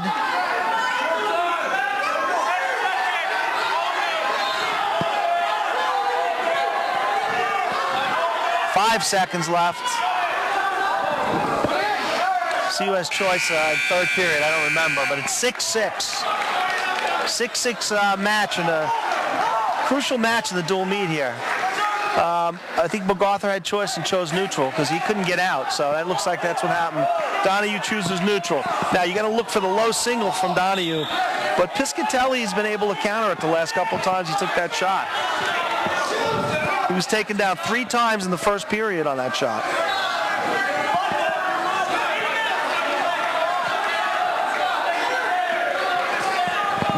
It's possible that Donahue's lost a little bit of steam in this match. Now Piscatelli takes the shot. He's in pretty deep. Goes to 2-1 on that leg, goes out of bounds. Well, he followed through with it nicely, Pete. Now Piscatelli's become the aggressor even on his feet.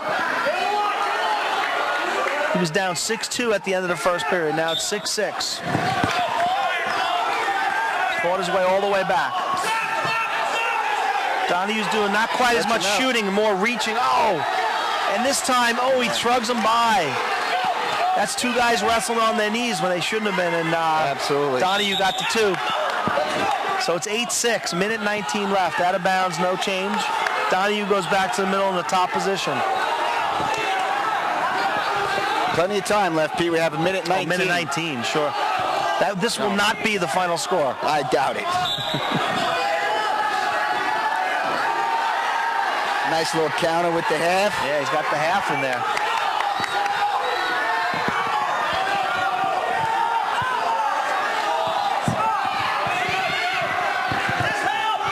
Piscatelli's up. Donahue's going to run him out of bounds with that leg up in the air, and that's a stalling right there. That's a stalling warning. On who? On Donahue. Okay. Ran him right out of bounds with that leg up in the air. 8-6. Still 8-6. 58 seconds left. Now, I'm not getting the stalling. Is it because he didn't try to bring him down to the mat soon enough? Is that what it was, Pete? I think it was, I don't know. I'm not sure. I don't know if he had the count or not, or because if the rule is when you have the guy's leg up in the air like that, you're not trying to take the mat, just walk them right off the mat. Yeah. I think that was the call. I think it's time, Pete, if I'm not mistaken. All right, I'll agree to disagree. Now Donahue's working on top. Piscatelli's got 50 seconds to come out and do something here, and he's out. A little tight sit, so let's see if he's got the shot. 8-7, 40 seconds left in the match, and they're out at the end of the match. 40 seconds exactly. Takedown wins it here? You bet. Let's go to the crowds, the sidelines here over at Sayville. Yeah, Sayville's up, and everybody's on their feet on the bench over there. Piscatelli takes the shot. Oh, he throws him through. No score.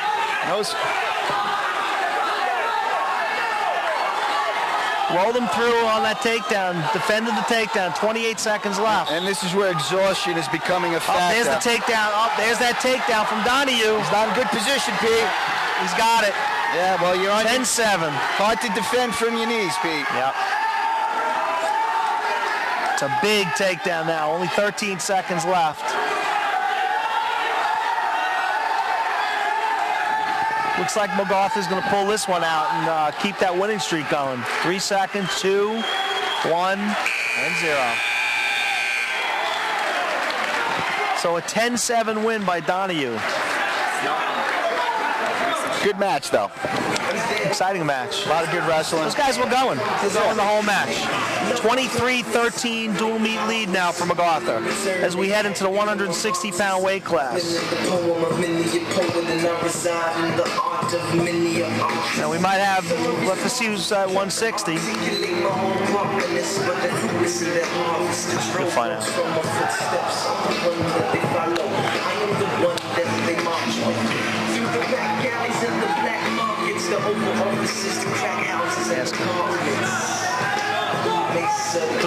Is that Medeiros? That's Medeiros from MacArthur? That's Medeiros from MacArthur. Okay, so Frank Medeiros from MacArthur at 160. And who do we got from Sayville?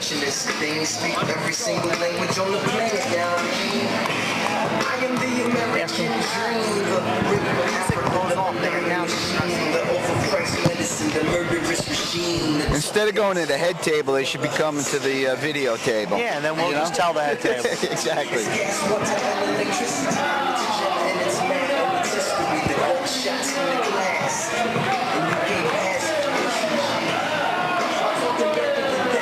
Matt Pesco.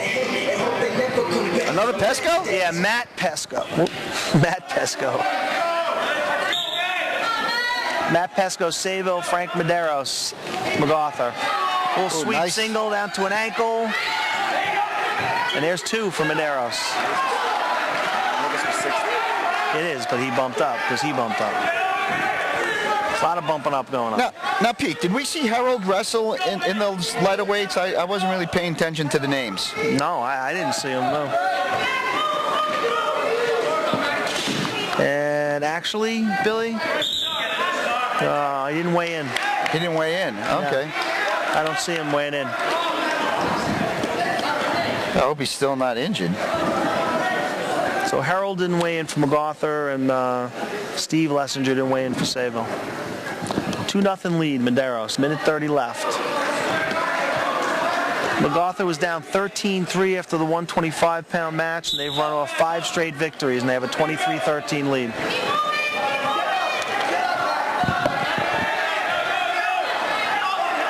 Some tilt back points going on here for Medeiros.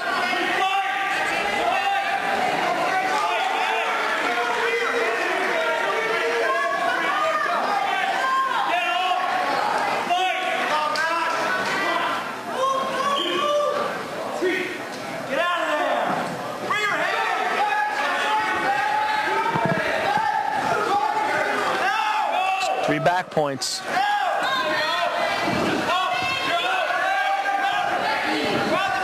Is that right? 6-0. I say, where did 10 points come from? Whoa.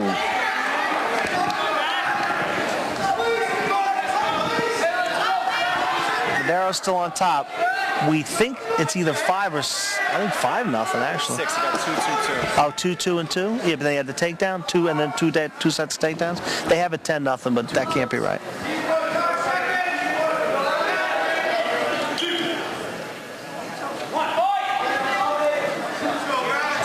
That's 2. Okay, they got it right now. Now it should be 8. So now it's 8-0 Medeiros. They had the takedown and 3 sets of 2 back points on the tilts.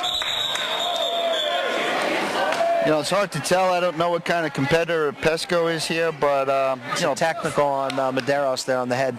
Frankie's looking tough. I can tell you that.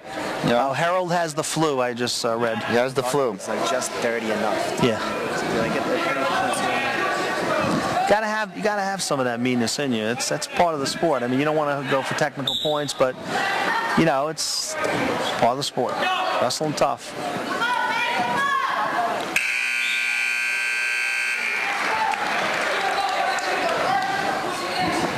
So it's 8-1 Medeiros after the first period over Pesco. Well, I'm not sure that would have been called in a college match. What was just called there. You know, I think there's a little difference. Just kind of pulled. He pulled down on the head. Yeah, I mean, that's what he's supposed to do. Yeah, I mean, that's what he's supposed it was to do. toughness. You know. Well, they allow you to be a bit more physical in college. High school, they. Yeah. Well, the big difference, there's 2 points from Medeiros. The big difference between high school and college is the amount of pounding on the head that goes on in college on your feet. And it's just totally different on your feet in college. You know what image I still have in my head is when Jansen won the Nationals. And he had that rocky, puffed eye and stuff, black and blue. You know, obviously he was going through some contact. Yeah, he might have taken some elbows on his crab ride there, is what I think. Yeah, possibly. Because that's a very frustrating ride, and I think guys will be sticking their elbows back there trying to create some space. Sure. So Medeiros has a 10-1 lead, coming up on a minute left in the second period.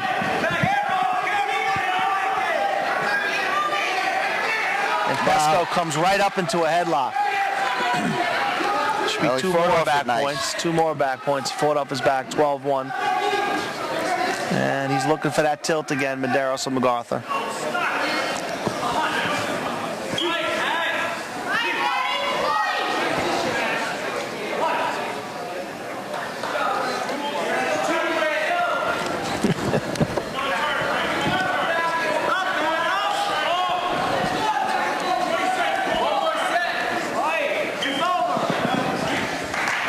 More tilt points for Medeiros. That's a tech. Technical fall. So what does that put it? 28-13. We have how many bouts left? 28-13, and we're going to 171. So we have 1, 2, 3, 4, 5 bouts left. We end at 96. So at 171. I'll just wait for the announcers. It's got to be Millwater. There's Pesco. It's probably Millwater. Sayville. I know he's their starter there.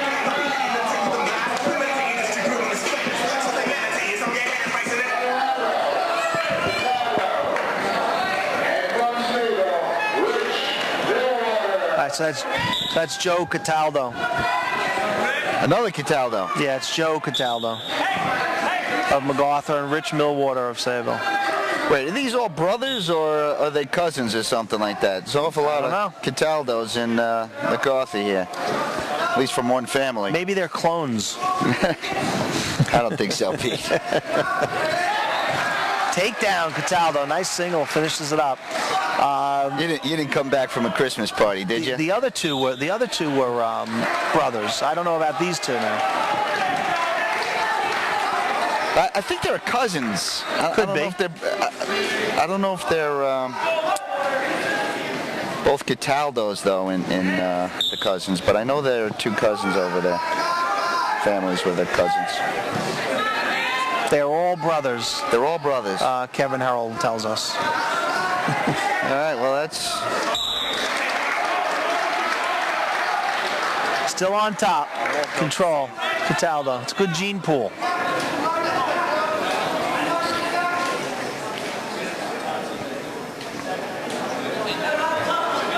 So this is pretty good. Harold has the flu. He can't weigh in, but he can watch his team wrestle. There you go.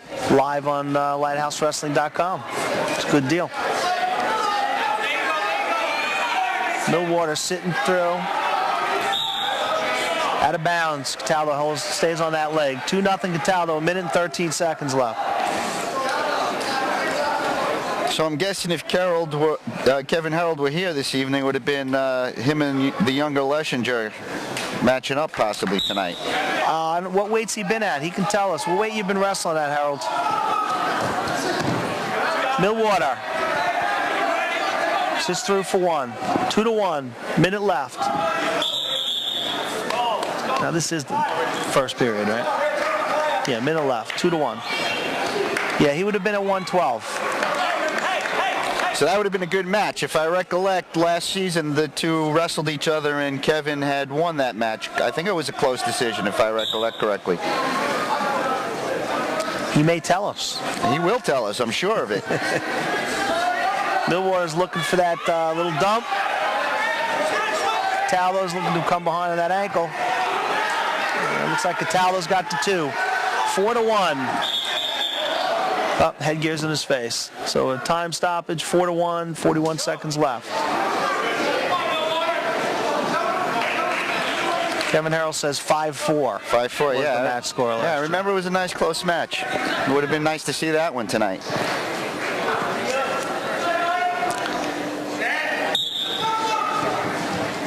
Millwater's up on his feet. Cataldo takes him back to the mat and so heading out of bounds. I got myself a real video tripod, and there's resistance in the movement, which makes a huge difference in controlling it. Makes it more smoother, Yeah, it definitely does, and I mean, I know there's definitely improvement in the video in terms of cutting out and stuff because it's been pretty smooth. Listen, I'm impressed by all the equipment. Yeah, well. Borrowing the work, a laptop. Thankfully, I got a new laptop at work. This is an expensive one. This is about a $1,500 laptop. It's a nice, powerful Dell laptop. Yeah. Work laptop. Yeah. So it does double duty. Hopefully, no one from work is listening. Saves money.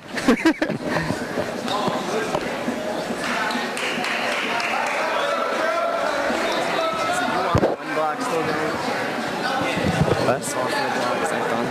Yeah, pretty much.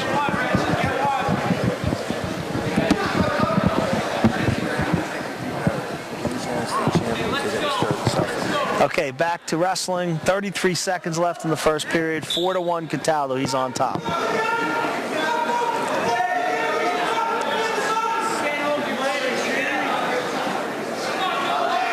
Cataldo looking for that tilt. He's got the arm locked up.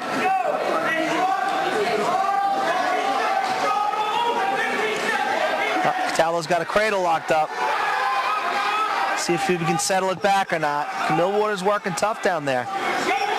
Let's try and face him here. Oh, no change.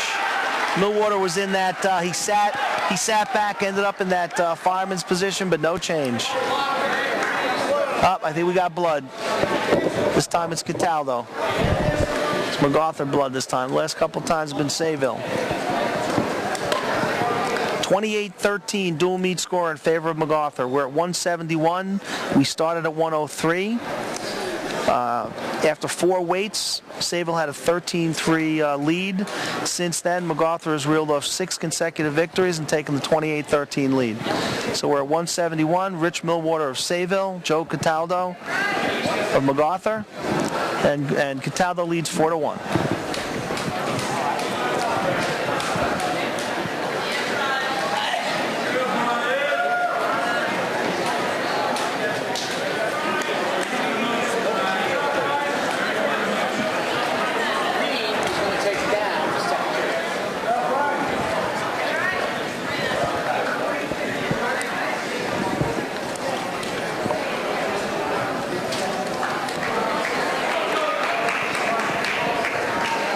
All right, they're wiping up the blood here on the mat.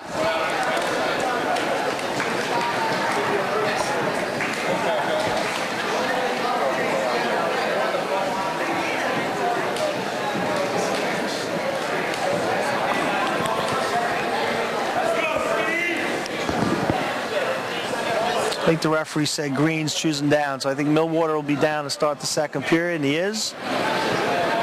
Cataldo will settle in on top. Got a 4-1 lead. His team has a 28-13 dual meet lead.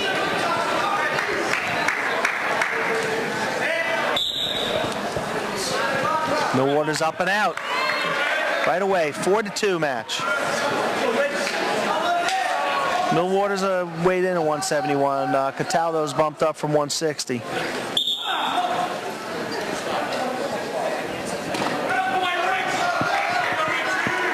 About a 10-pound weight difference.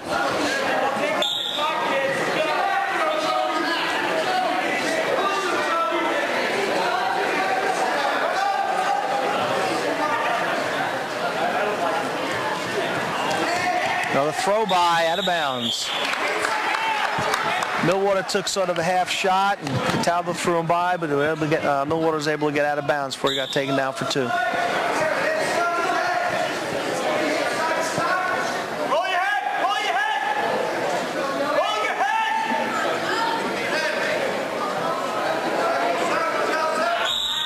Out of bounds again. Minute 19 left in the second period. Oh, more blood. More blood.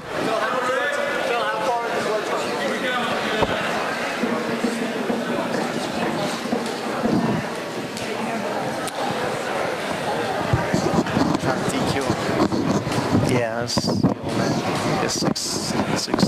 6 points on a.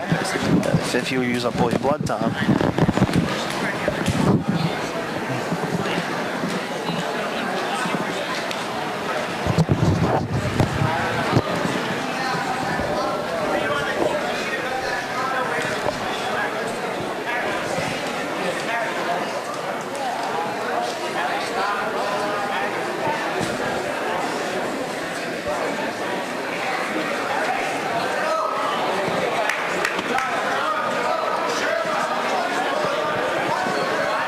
Okay, back on their feet.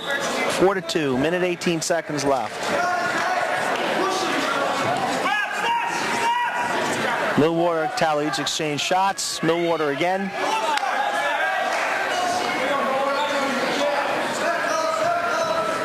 Millwater looks like he takes about a 3/4. He's got to commit to a full shot. Takes about a 3/4 shot. Out of bounds, 58 seconds. Second period. 4-2, Cataldo over Millwater so far.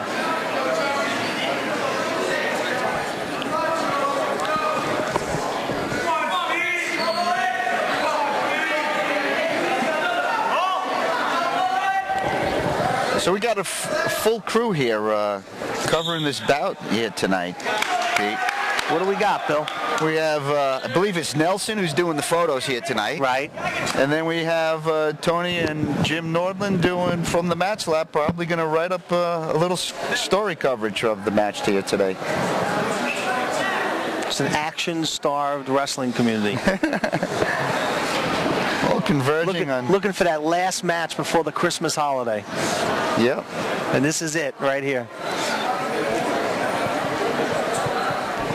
There might be a couple little matches in the morning tomorrow. I remember once wrestling on Christmas Eve, on a Saturday morning. Christmas Eve. Oh. Christmas Eve. Yeah. Yep. Wow. Many years ago. We went to Locust Valley, wrestled on Christmas Eve. Well, it's really not a holiday.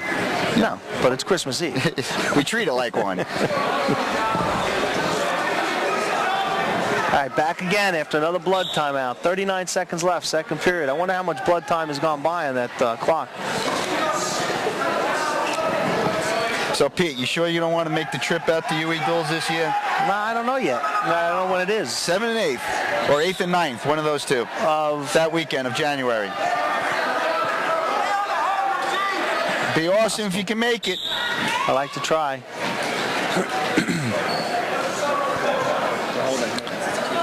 What does that mean? We have to call like how many? Like 9 matches? Yeah. In 2 days? Yeah, it's. Oh, go behind. Talos out of bounds.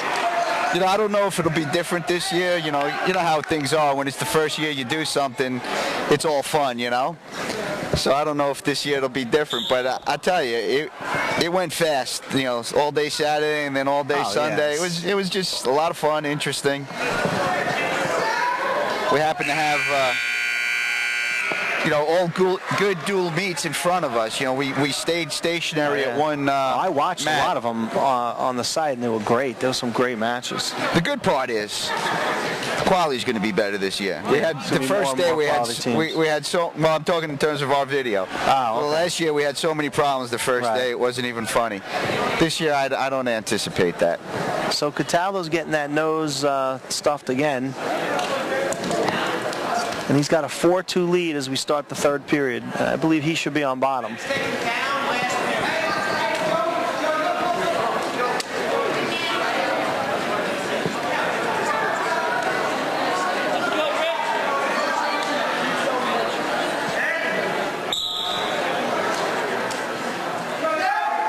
Cataldo's up.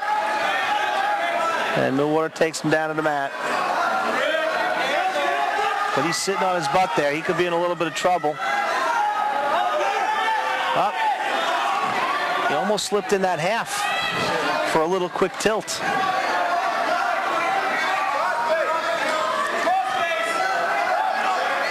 coming up to the mat again.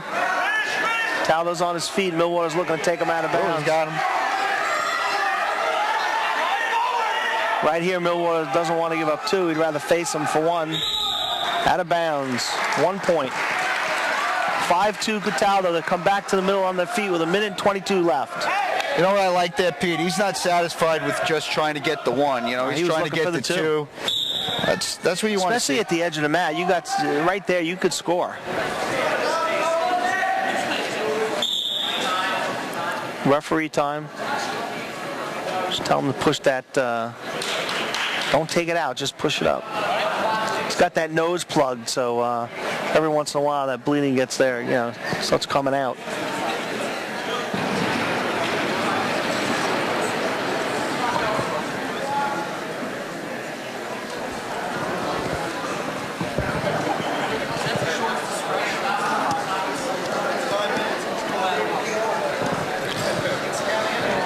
So I guess Anderson of MacArthur will probably, I don't know if he'll bump up to 89. I guess he will, because they don't have a 285-pounder weight in. Who doesn't? Sayville?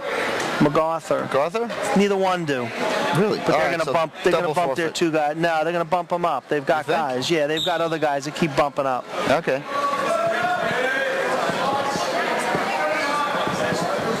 They each have a guy weighing over 210, which I think is what you have to weigh to wrestle 285.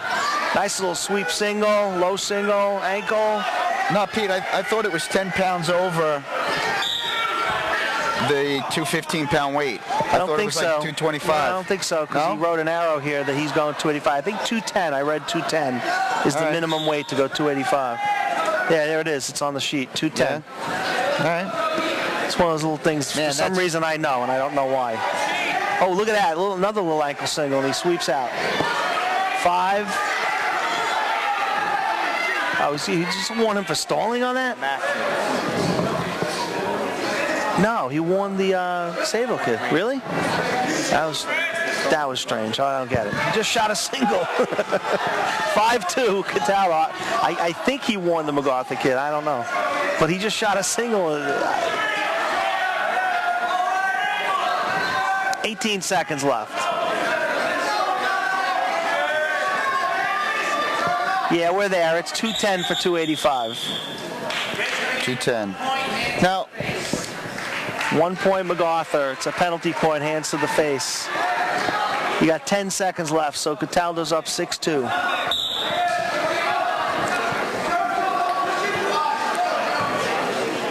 Oh, headlock gets rolled through.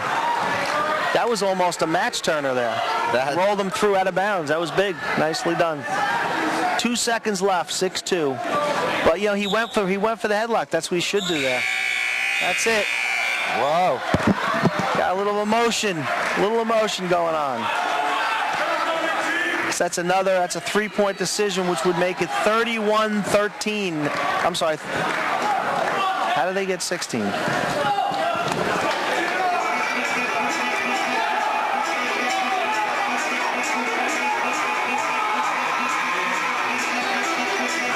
Thank you. 31-13. MacArthur. Okay. We're going to 189. And we should see, I believe we will see Anderson. Billy, if you can confirm that, Anderson of MacArthur. And most likely we'll see, well, let's see, it could be Hull or Bethea. And I believe that's Bethea.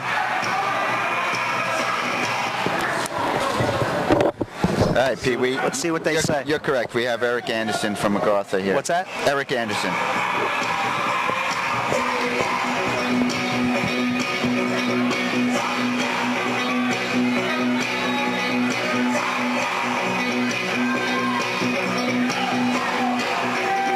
I will wait for the announcement. This is correct? Anderson? Anderson, Eric. Okay. I believe they're going to send Bethea out, then Hull at 215 and Rios at 285. And they're going to send out Arbor later at 285 because he weighed in over the 210.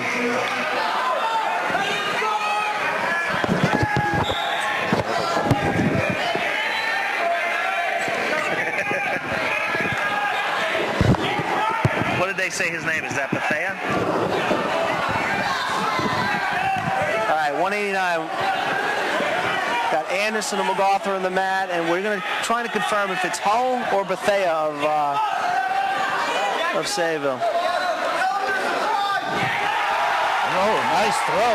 Little throw, no, up, gets the two. Gets the two. No backs. Sayville up 2-0. And a clasp. Got a clasp. We got a now he reverse steps here. over to his back and he rolls him through. This is wild, Billy. Okay, we like that. 2 171-pounders going out at 189. Actually, this kid from Sayville is a true 189-pounder. Okay, so it's 2-1.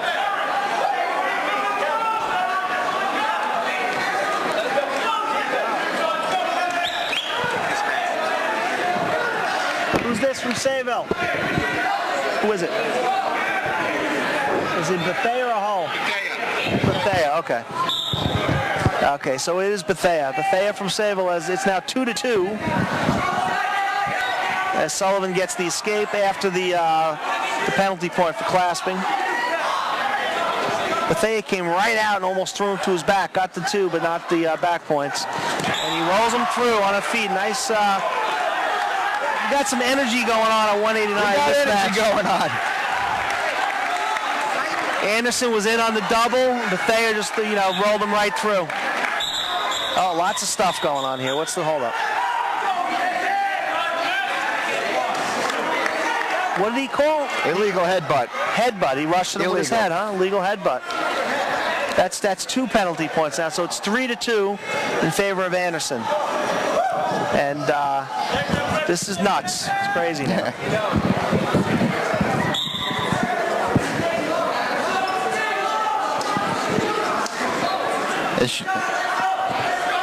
Sean Brocken's doing a good job of though trying to cool down the emotions here on the teams. So Bethea's got that underhook.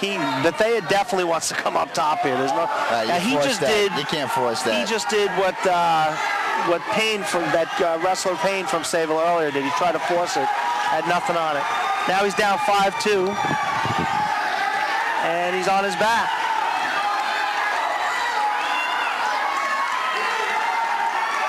Anderson scoring points now. Oh boy, he's in trouble. He's got him tight. Well, we don't have a lot of time though, Pete. Oh, that's the end of the period. So is the period going to end 8-2? I thought did he miss a set of back points there on something else or not? So it's going to end 8-2 at the end of the first period.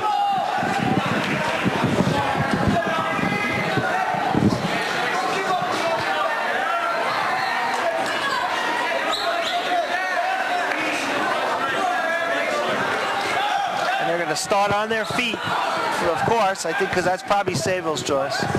On their feet.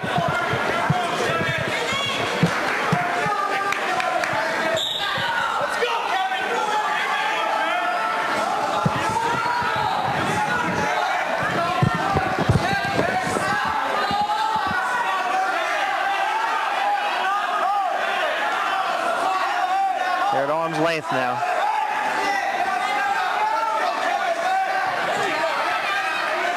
Roll through, out of bounds.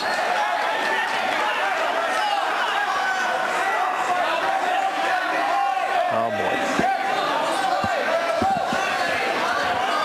So Pete, how do you like the new Lighthouse destination for live events? I love it, Billy, because it's Lighthouse branded. Looks like a lighthouse.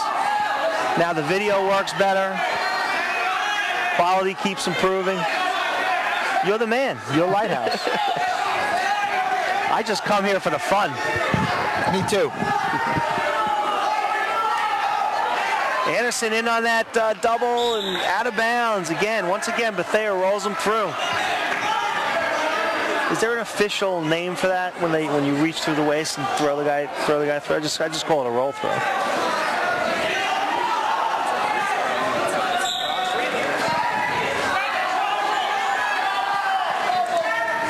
8-2 lead for Anderson. Minute left, just coming up on almost just about a minute left in the second period.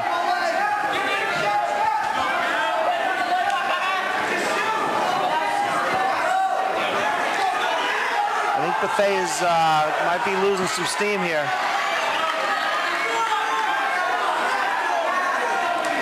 Double, clean double, and out of bounds again.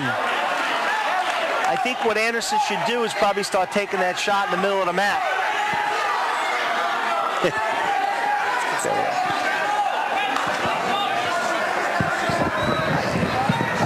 I think he might be green.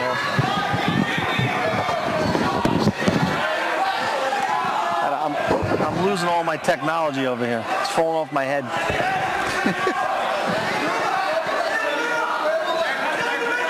I think Bethea wants to be on the edge of the mat here because he keeps coming back with his hands on his head. He's definitely losing some wind out there.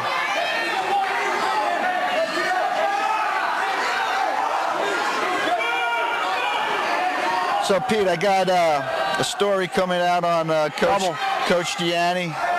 Oh, that's going to be awesome. Yeah, it's going to be fun. And then this time Anderson rolls him back through and on his back. I think he's going to end it here. Flat. Wow. Well, McCarthy's pulling away on this one at this point.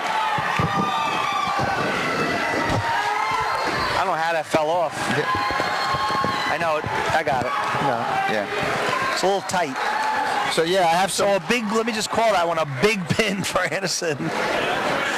And it's 37-13. There was a lot of shooting and a lot of roll-throughs over there. So Pete, that Gianni piece is going to be magnificent. Yeah, we got. I got some footage of Gianni in the Olympics. We're going to, tape him watching it and commenting on it and stuff, and it's going to be fun. It's going to be fun. This could be a first because, Gianni, first of all, he's a legend.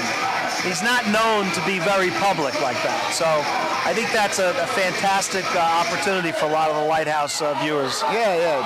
It'll be interesting, T. I like the whole history aspect of it, and all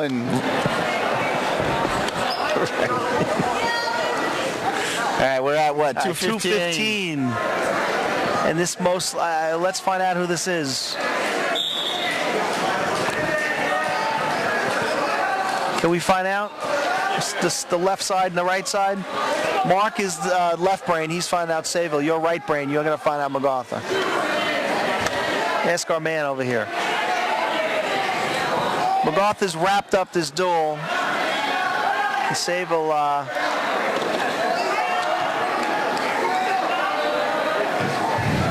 This is 2:15? Cradling him up. Cradle him right up. Man, he's stuck. He's stuck. He's got him. 2:15. I think it's Oliver Hull.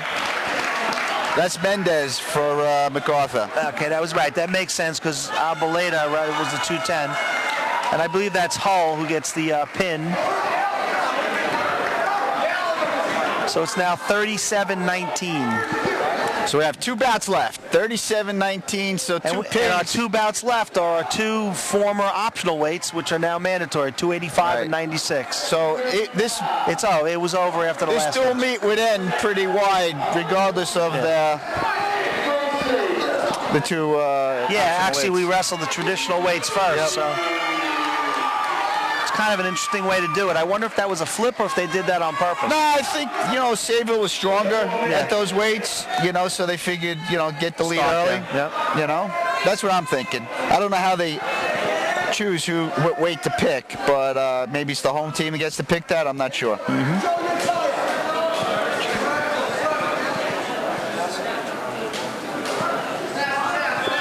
So this is Arboleda from MacArthur, just gets taken down, and this should be Albert Rios from Sayville.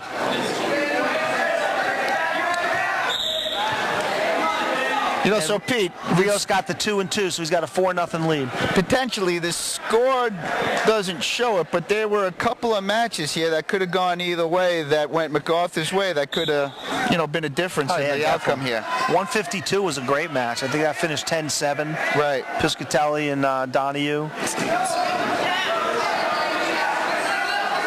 Even 103 was pretty close, and then I think it was a 1-point match. Rios takes him to the mat.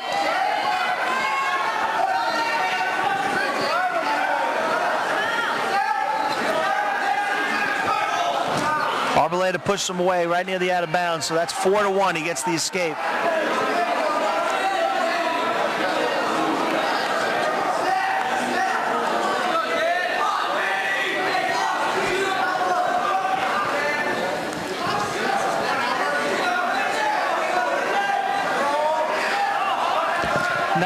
Looks like we have a 96 pounds. We have another brother. This one from Sayville, Farisi. He wrestled. His brother wrestled. Yeah. I assume they're brothers. Rios thought he was looking for that front headlock. Out of bounds. Rios got some throws going on there.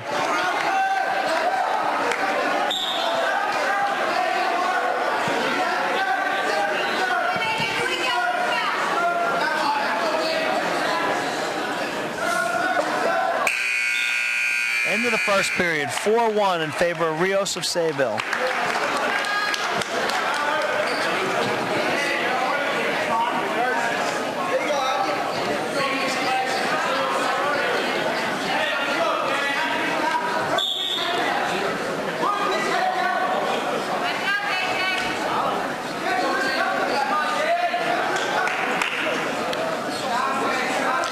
Billy, you were mentioning, we were talking about Brentwood earlier and some matches and things, some crazy stuff. Right. This past weekend, there was a dual meet tournament out at Center Merches over Saturday and Sunday. Right. Brentwood, there were 10 teams. They all wrestled each other. Brentwood went 9-0. And there were some good matches there. Smithtown East was there, Brentwood, Rocky Point. Center Riches has a pretty decent team. They're a D2 team in Suffolk, but There were a bunch of teams there, but they went 9-0. There were some Wow. 9 matches in 2 days. So who gave them the closest match? Do you know? I'm trying off the top of my head. Let me remember. I mean, Smithtown East didn't wrestle them real close. I don't know if anybody wrestled them real close. I'd have to look that up too. But there were a lot of matches going on over 2 days. How about Rocky Point? How are they looking this year? They're spotty. I mean, they've got a few solid guys, but they're spotty. They, I think Brent would beat them handily. Okay. Well, the younger Dutton's looking real tough. Yeah, he's up at 125 right now. Yeah, he's big. No change in score here. Rios gets the 2 at the edge of the mat. I don't know if he'll stay there. He lost the match at 125 to one of the Paceros from East. Mariches? No, Eastport, ESM, whatever. It's Eastport South Manor, I think. Okay, yeah. I think it was Maverick Pacero beat him 9-0. Hey, they have some gym over there. Did you see the gym? At ESM? Was it in that gym? No, it was at Santa Mariches. Oh, okay. That program doing a good job over there. They're pretty good. Pretty good team, that ESM. Who's the spark for that over there at Eastport? I don't know, Bill. I believe somebody. I think there's a Pacero that might be an assistant coach over at either at Razor or at Half Hollow Hills West, who works with Mike Patrovich. Okay. Yeah, I know they work closely with Patrovich. Yeah. 6-1 end of the second period. Rios of Sayville over Arboleda of MacArthur.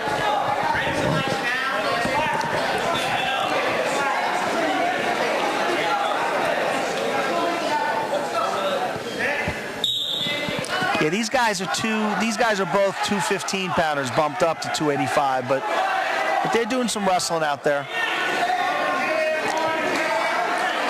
1 point escape. 6-2 now in favor of Rios.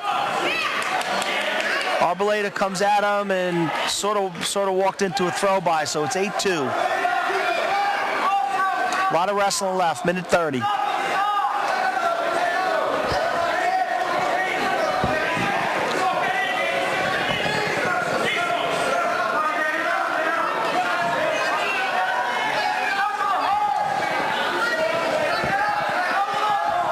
Still wrestling at the edge of the mat. Beginning with, at what weight did MacArthur go on its streak here tonight, Pete? They won at 103, then they lost 3 matches up through 125. At 130 is when they started their streak, and they won 1, 2, 3, 4, 5, 6, 7 matches in a row before losing at 215. Okay. And they were, they're like you said, there were a couple of close matches in there that could have gone either way, especially the 152 match, which ended up 10-7.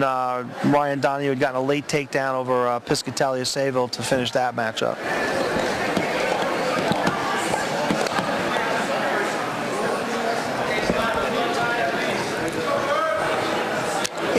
Minute 17 seconds left. Rios from Sayville has the lead. Out of bounds, runs him out.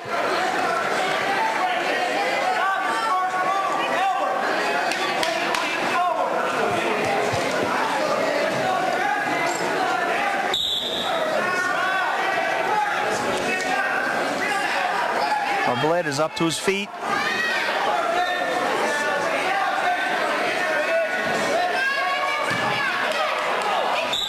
Out of bounds.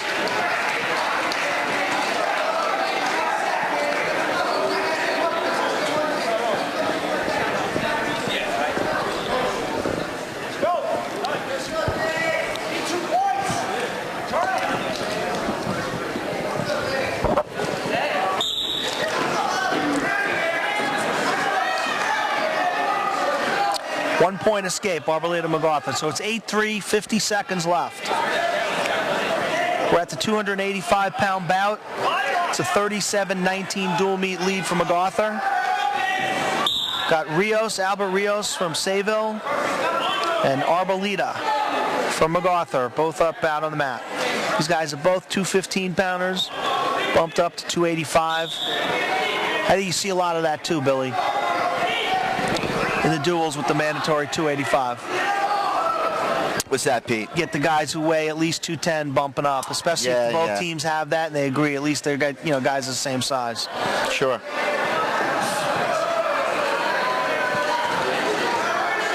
Got to fill that lineup. It's mandatory. Takedown, Arboleda, MacArthur. So it's 8-5 with 10 seconds left. He's trying to work a half there. I don't think he has it though.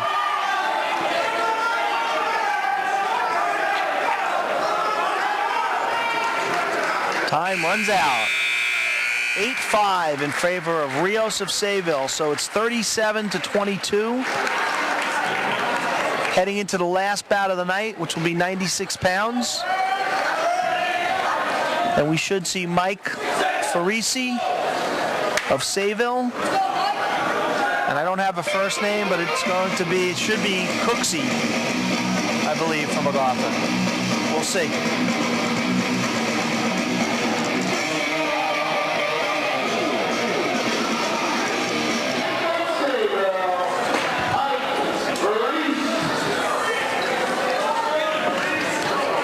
And from MacArthur,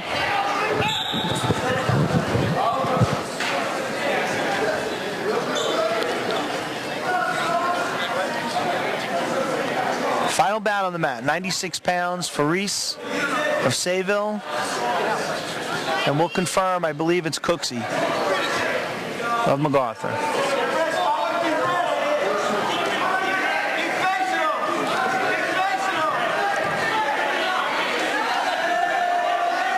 MacArthur trying to come around behind.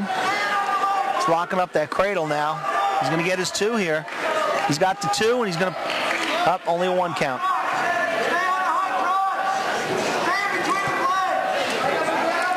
Bill, could you see if this is Cooksey? Sure. We know it's Faris from Sayville.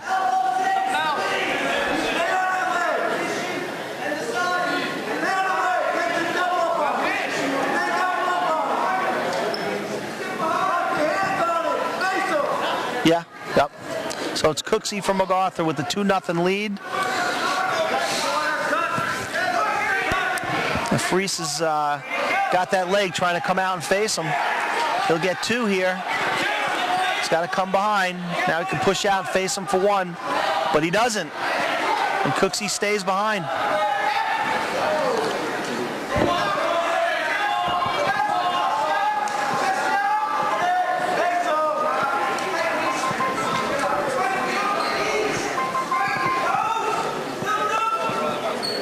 Cooksey looking for the tilt. He's got the count. 15 seconds left in the first period. He's got his 2 back points, so he's up 4-0.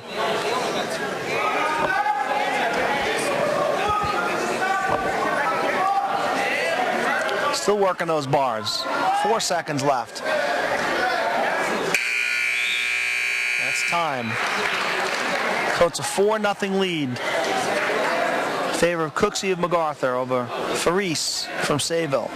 96 pounds, last bout of the evening, guys. It's 37-22 dual meet score in favor of MacArthur.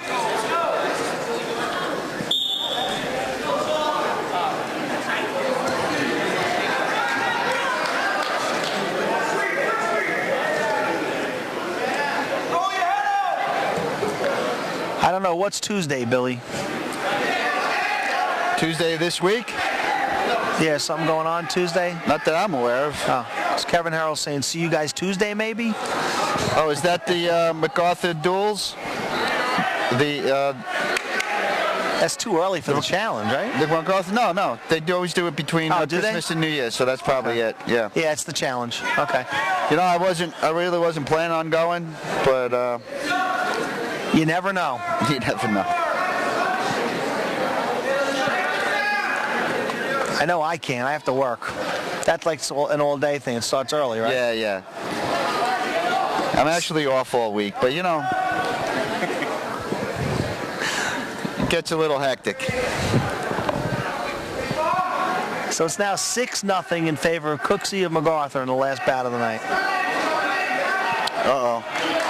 Not looking And he's good. got Faris double arm to his back for the pin. That's the pin. So that's going to finish the evening at 43-22 in favor of MacArthur. Yeah. Any closing thoughts here tonight, Pete, before we close out the dual meet? Well, I think Sayville came out early in the weights where they were strongest and looked real good and took the lead. But, MacArthur's pretty deep, and, they showed it. They reeled off 7 straight wins and took a commanding lead, and then, pretty much kept it down the stretch. But, these are 2 good teams. MacArthur's going to be real tough. I could see what's going to happen with MacArthur. There's 4 or 5 guys on this team who are going to get better and better as the year goes along because they need more experience. Yeah. So, that's going to happen. And, and Sayville, Sayville's, they've got 4 or 5 weights where they're going to be really competitive, obviously. And they've got a few weights where, they got to get improvement too. Okay. But it's always, like I said, it's great to be here at Sayville. They love having us here, and we appreciate it. And they're great guys over here. And we love being where we wanted. Exactly. All right. All right, good night, guys, and thanks for watching us on Lighthouse Wrestling Live. And to everyone, have a Merry Christmas and a Happy New Year, and we'll see you next at the UE Duels. Take care, guys.